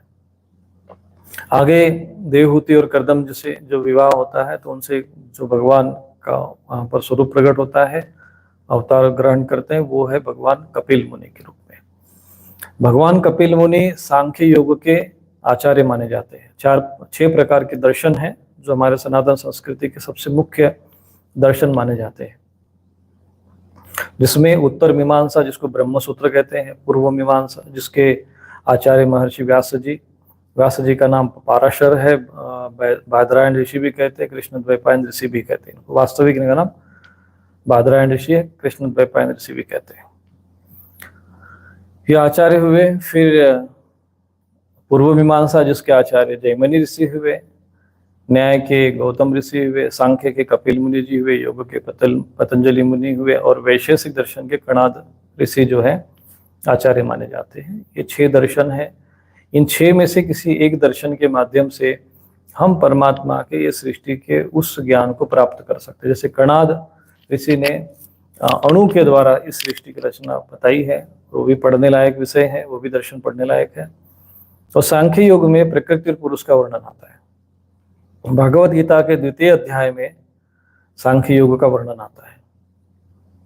और आपने जैसे कल भागवत महापुराण के समय में आपको एक श्लोक मैंने कंठस्थ करवाया था, एतावान सांख्य योगाभ्याम, ये शब्द आया था उसमें, स्वधर्म परिनिष्ठया। तो ये शब्द उसमें आता है कि सांख्य योगाभ्याम, सांख्य योग अथवा धर्म के माध्यम से, तो कि जो अपने मन को इस प्रकार से बना लिया जाए, जन्म लाभ परम पुंसाम अंते नारायण स्मृति। तो यहाँ पर ये श्लोक हमने आपको समझाया था। तो उसमें सर्व एतावान सांख्य जो शब्द है, सांख्य योगाभ्याम, स्वधर्म परिनिष्ठया जन्म लाभ पर पुंसाम अंते नारायण स्मृति। ऐसे ये भगवत गीता का जब आरंभ होता है तो सांख्य योग से होता है। यदि आप सांख्य योग को नहीं समझेंगे तो आपको ज्ञान का विषय समझ में नहीं आएगा। तो जो लोग बौद्धिक हैं, जिनके पास चिंतन कर सकते हैं, समझ सकते हैं, जो भौतिकवादी हैं, जिनको रहस्य जानने में जो रुचि रहती है, ईश्वर के रहस्य जानने की रुचि रहती है, उनको सांख्य योग का अध्ययन करना चाहिए। अलग से सांख्य योग भी एक योग बनता है, 2वें अध्याय सांख्य योग माना गया भगवत गीता का। तो विभिन्न प्रकार के भगवान को जानने के, समझने के विभिन्न प्रकार के मार्ग हैं। यह एक दूसरे से भिन्न भी हैं, परंतु फिर भी एक ही परम तत्व को प्राप्त हो जाते हैं, इसलिए इसमें भेद नहीं करना चाहिए। तो ये आपको सांख्य योग का वर्णन आया हुआ है। तो मैं प्रयत्न करूंगा आज रात्रि में थोड़ा सा 1 सत्र और लूंगा और रात्रि में सुनाऊंगा, क्योंकि अभी तो आज थोड़ा सा कल कार्य की अधिकता के कारण उधर यज्ञ भी देखना पड़ता है, रात्रि में हवन करना पड़ता है। मन तो होता है कि आपको निरंतर लाइव दर्शन कराऊं यज्ञ का, परंतु परिस्थिति ऐसी यहाँ हो जाती है कि साधना या अनुष्ठान करते रहते साधक लोग, तो ये एक प्रकार का बहुत दबाव और जो बना रहता है। यज्ञ करना, फिर भागवत कथा करना, फिर सब लोगों से भेंट मुलाकात भी उसमें करना, फिर दीक्षा देना है, बहुत से ऐसे कार्य होते हैं। तो बहुत कार्य की अधिकता भी रहती है। और भागवत महापुराण को सब सुनाते समय में हमें ये श्लोक बराबर ध्यान देना है। एतावान सांख्य योगाभ्याम स्वधर्म परिनिष्ठया जन्म लाभ पर पुंसाम अंते नारायण स्मृति। अंत काल में भगवान नारायण की स्मृति कैसी हो, और उनकी स्मृति करने के लिए भगवान की लीला जो अवतार है उनका स्मरण कैसे हो, उनका स्मरण बना रहे, इसलिए उनके लीला अवतारों का अध्ययन, मनन और श्रवण करते रहना चाहिए। तो इस प्रकार से भगवान का स्मरण करने से हमें वो सारा विषय समझ में आता है। प्रकृति और पुरुष का वर्णन वो हम कल विस्तार से सुनेंगे, या तो फिर देखेंगे आज रात्रि में भी एक आध सत्र रखेंगे। तो भागवत महापुराण तो प्रयत्न कर रहा हूँ कि मैं आप लोगों को ठीक से सुनाऊं, समझाऊं, परंतु उसके लिए जैसा हमें समय चाहिए वो थोड़ा समय का भी है। और क्या ऐसी विघ्न बाधा है, आपको पता ही कलयुग का प्रभाव है, उसमें लिखा ही था कि सज्जन भी चाहेंगे कि नहीं कथा चर्चा करें तो उसमें भी विघ्न बाधा बने रहेंगे। तो बाहर हमने सारी व्यवस्था बनाए, टेंट वगैरह लगाया, सिस्टम मंच वंच बनाया, लेकिन वहां पर जब लाइव आने के लिए नेट आरंभ किया तो वहाँ इंटरनेट वाला लाइव ही नहीं, नेट ही नहीं पकड़ रहा है वहां पर। या हमारे कमरे में यहाँ पर हनुमान जी के जो है और भगवती के स्थान पर या हनुमान जी के चरणों में बैठकर तो यहाँ नेट इंटरनेट बराबर पकड़ता है। तो ये सारी विघ्न बाधाएं आसुरी तत्वों की विघ्न बाधाएं रहती है। फिर यज्ञ जो महाकाल के कोई साधारण यज्ञ नहीं है, ये एक प्रकार से यज्ञ के माध्यम से हम भगवान महाकाल की शक्ति को जागृत कर रहे हैं। तो ये कह सकते हैं कि भारत भूमि के जितने भी जो स्मशान की जो आसुरी शक्तियां, दुष्ट शक्तियां हैं, उनको शांत करना बहुत आवश्यक है। क्योंकि इन प्रेत उपासकों ने स्मशान उपासना करके कई प्रकार की मसानी और मसान के रूप में जो ये प्रेत होते हैं, मसान ये भी प्रेत ही है। जैसे जो पुराने प्रेत हो जाते तो मसान हो जाते, मसान की शक्ति को मसानी कहते हैं। उसी को देवता, उसी को भगवान समझ कर जो है लोग पूज रहे हैं मूर्खतावश। प्रेत और पिशाचों की उपासना में लोग लगे हुए हैं। लोगों को समझाए, भगवान की कथा के प्रति रुचि नहीं रह गई है, इन सब चीज़ों में लग गए। तो अब इसको शांत करने के लिए, इनको दबाने के लिए इस प्रकार के भगवान महाकाल का आह्वान और यज्ञ आदि का कर्म किया जा रहा है। लेकिन इसमें भी ऐसे नर पिशाच नराधम है जो इसमें बाधक बनते रहते हैं, और उनके ऊपर जो बाधा है, अब उनको बेचारे दोष भी, उसके लिए दोष के भागी भी नहीं दे सकते, उनको दोषी भी नहीं कह सकते, क्योंकि वो आसुरी तत्वों के प्रभाव में वो बंधे हुए। तो इस तरह से हमें दोनों परिस्थिति में ध्यान देते हुए ये आपको कथा सुनानी है। तो हो सकता है ये 7 दिन की जगह 15 दिन चलाना पड़े। तो मैं चाहता हूँ कि जो नए सदस्य हैं, जो भी नए भागवत कथा सुनने के लिए हैं, वो सब पंजीकरण करना चाहे तो करे, परंतु अभी 7 दिन का जो हम विचार बना रहे थे, क्योंकि इतना सूक्ष्म विषय है, इतना अगर हम गंभीरता से नहीं समझाएंगे तो मुझे लगता नहीं है कि हम इतना पूरा विस्तार से ले पाएंगे। तो क्योंकि ये तो कहते जब सुखदेव जी ने राजा परीक्षित को सुनाया था तो उस समय 7 दिन तक निरंतर वो कथा चली है। मुझे लगता है कि बीच बीच में वो संध्या आदि करने के लिए उठ जाते होंगे ना, तो बाकी समय में वो निरंतर बैठे ही थे, क्योंकि उनके पास भी तो कुछ करना था नहीं, और सुखदेव जी भी तो है, उस समय के शरीर भी वैसे ही रहा करते थे। तो बैठे हो तभी इतना सारा विस्तार से वर्णन आया है। तो उस वर्णन को 3-4 घंटे में पूर्ण करना थोड़ा कठिन होता है। तो अभी हम जो भगवान कपिल जी ने जो उपदेश दिया माता देवहूति को, वो उपदेश जो है सुनेंगे। ज्ञान का विषय है। ज्ञान के विषय को समझने के लिए थोड़ा सा मन, बुद्धि, चित्त एकाग्रता होना चाहिए। तो आप उसको ठीक से समझेंगे। तो यहाँ तक जो विषय आया कि सृष्टि की रचना कहाँ से हुई, कैसे हुई, ये जो प्रश्न छोटे मोटे आ गए थे, वो सारे संक्षिप्त में आपको समझा दिए।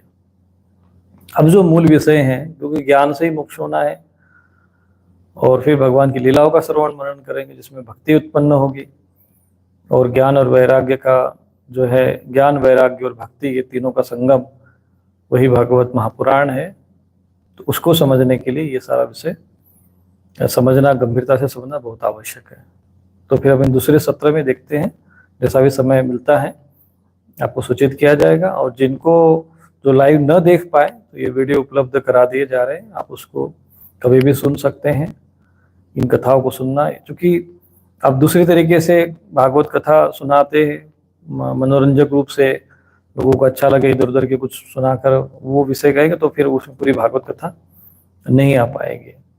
और चूंकि कलयुग का प्रभाव है, वैसे भी कलयुग का दबाव, प्रभाव और उसका स्वभाव ऐसा है कि वो तो अधर्म है, वो तो सुनने ही नहीं देता है। फिर भी ये लाइव सेशन सिस्टम चल रहा है, और इसके माध्यम से हम लोग इंटरनेट का सदुपयोग कर रहे हैं और लोगों को भागवत कथा सुना रहे। कई, मुझे भी लगता है कि 4-5 वर्ष हो गए होंगे, हमने भी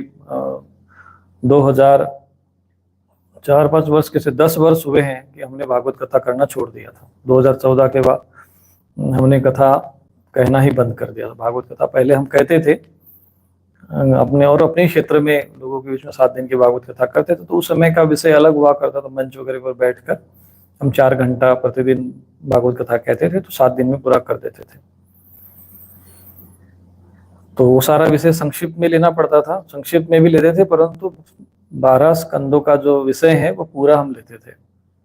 अभी तो आप लोगों को एक एक वाक्य और एक एक लाइन सुना रहे हैं, संक्षिप्त में भी नहीं है, एक प्रकार से कह सकते हैं, बहुत विस्तार पूर्वक और गहराई के साथ समझा रहे हैं, उसमें समय लगेगा। तो अभी यही विषय हमारे लिए भी चर्चा, चूंकि गंभीरता से सुन रहे हैं, समझा रहे हैं आपको भी, तो हमारे लिए भी बड़ा अच्छा लग रहा है, और आपको भी घर बैठे इस भागवत कथा के उस रहस्य को समझने का अवसर मिल रहा है। क्योंकि भागवत कथा महापुराण आप स्वयं भी पढ़ना, हम सुनना भी, जिन्होंने पढ़ा होगा अब वो जो सुन रहे होंगे तो उनको अब कुछ अलग रस मिल रहा होगा। ये हमने पढ़ा तो था, लेकिन जो बात हमारे समझ में नहीं आई थी, अब स्वामी जी ने जो बताया है तो अब हमें समझ में आ रही है, ऐसा आपको लगेगा। और जिन्होंने अभी सुन लिया और बाद में पढ़ेंगे तो उनको ऐसा लगेगा कि नहीं, स्वामी जी ने बताया था, बिल्कुल सही बात है, ये ऐसे ऐसे है। तो इस प्रकार से भागवत का जो आप श्रवण कर रहे हो और साथ में जब आप पठन करोगे, तो श्रवण और पठन दोनों का जब समन्वय होगा तो वो मनन होगा, निधिध्यासन होगा, और मनन होने से श्रवण, मनन और निधिध्यासन, तो फिर आप भगवान का जो चिंतन करने लगोगे, फिर भगवान से संबंधित जितने भी प्रश्न है, शंका है, उसका समाधान होने लगेगा। इसके अतिरिक्त यदि किसी के मन में जो भागवत कथा सुना रहे हैं इसमें, और जो भी सुन रहे हैं, जो भी यजमान है, श्रद्धालु हैं, कोई प्रश्न अगर आपके मन में इस विषय पर आता हो भागवत महापुराण को लेकर, तो आप जो है लाइव में या इसमें जो वीडियो का जो कमेंट्स होगा, लाइव में मैंने इसलिए बंद कर दिया, लोग लाइव में लगे रहते हैं, कमेंट करते रहते, इधर उधर के प्रश्न करते रहते, इसलिए बंद करना पड़ा। तो आप इसके कमेंट्स में जब ये अपलोड हो जाएगा, तो अभी तो हम सोचे कि इसको रिकॉर्ड करके रखें, तो रिकॉर्ड करने का भी हमें अवसर नहीं मिल रहा है। तो जो भी है, जैसा भी है, बस मुख्य चीज़ है ज्ञान। ज्ञान आप उसको ग्रहण कर लो और आपका उसी ज्ञान से उद्धार होगा। नहीं ज्ञान है न सदृशम पवित्रम यह विद्यते, ज्ञान के समान कोई पवित्र नहीं होता है। तो ज्ञान से ही आपको पवित्रता होनी, ज्ञान से आपको मुक्ति होनी है। तो ज्ञान और विज्ञान का यह संगम है, भक्ति, ज्ञान और वैराग्य का संगम है। इसलिए श्रीमद् भागवत महापुराण हम निरंतर श्रवण करते रहेंगे। तो अभी सांख्य योग के विषय में हम चर्चा करेंगे। ये बहुत महत्वपूर्ण विषय है। ये श्रीमद् भगवत गीता में भी प्रथम आया है और श्रीमद् भागवत महापुराण में भी प्रथम आया है। अर्थात सांख्य योग जो है वो मुख्य विषय है।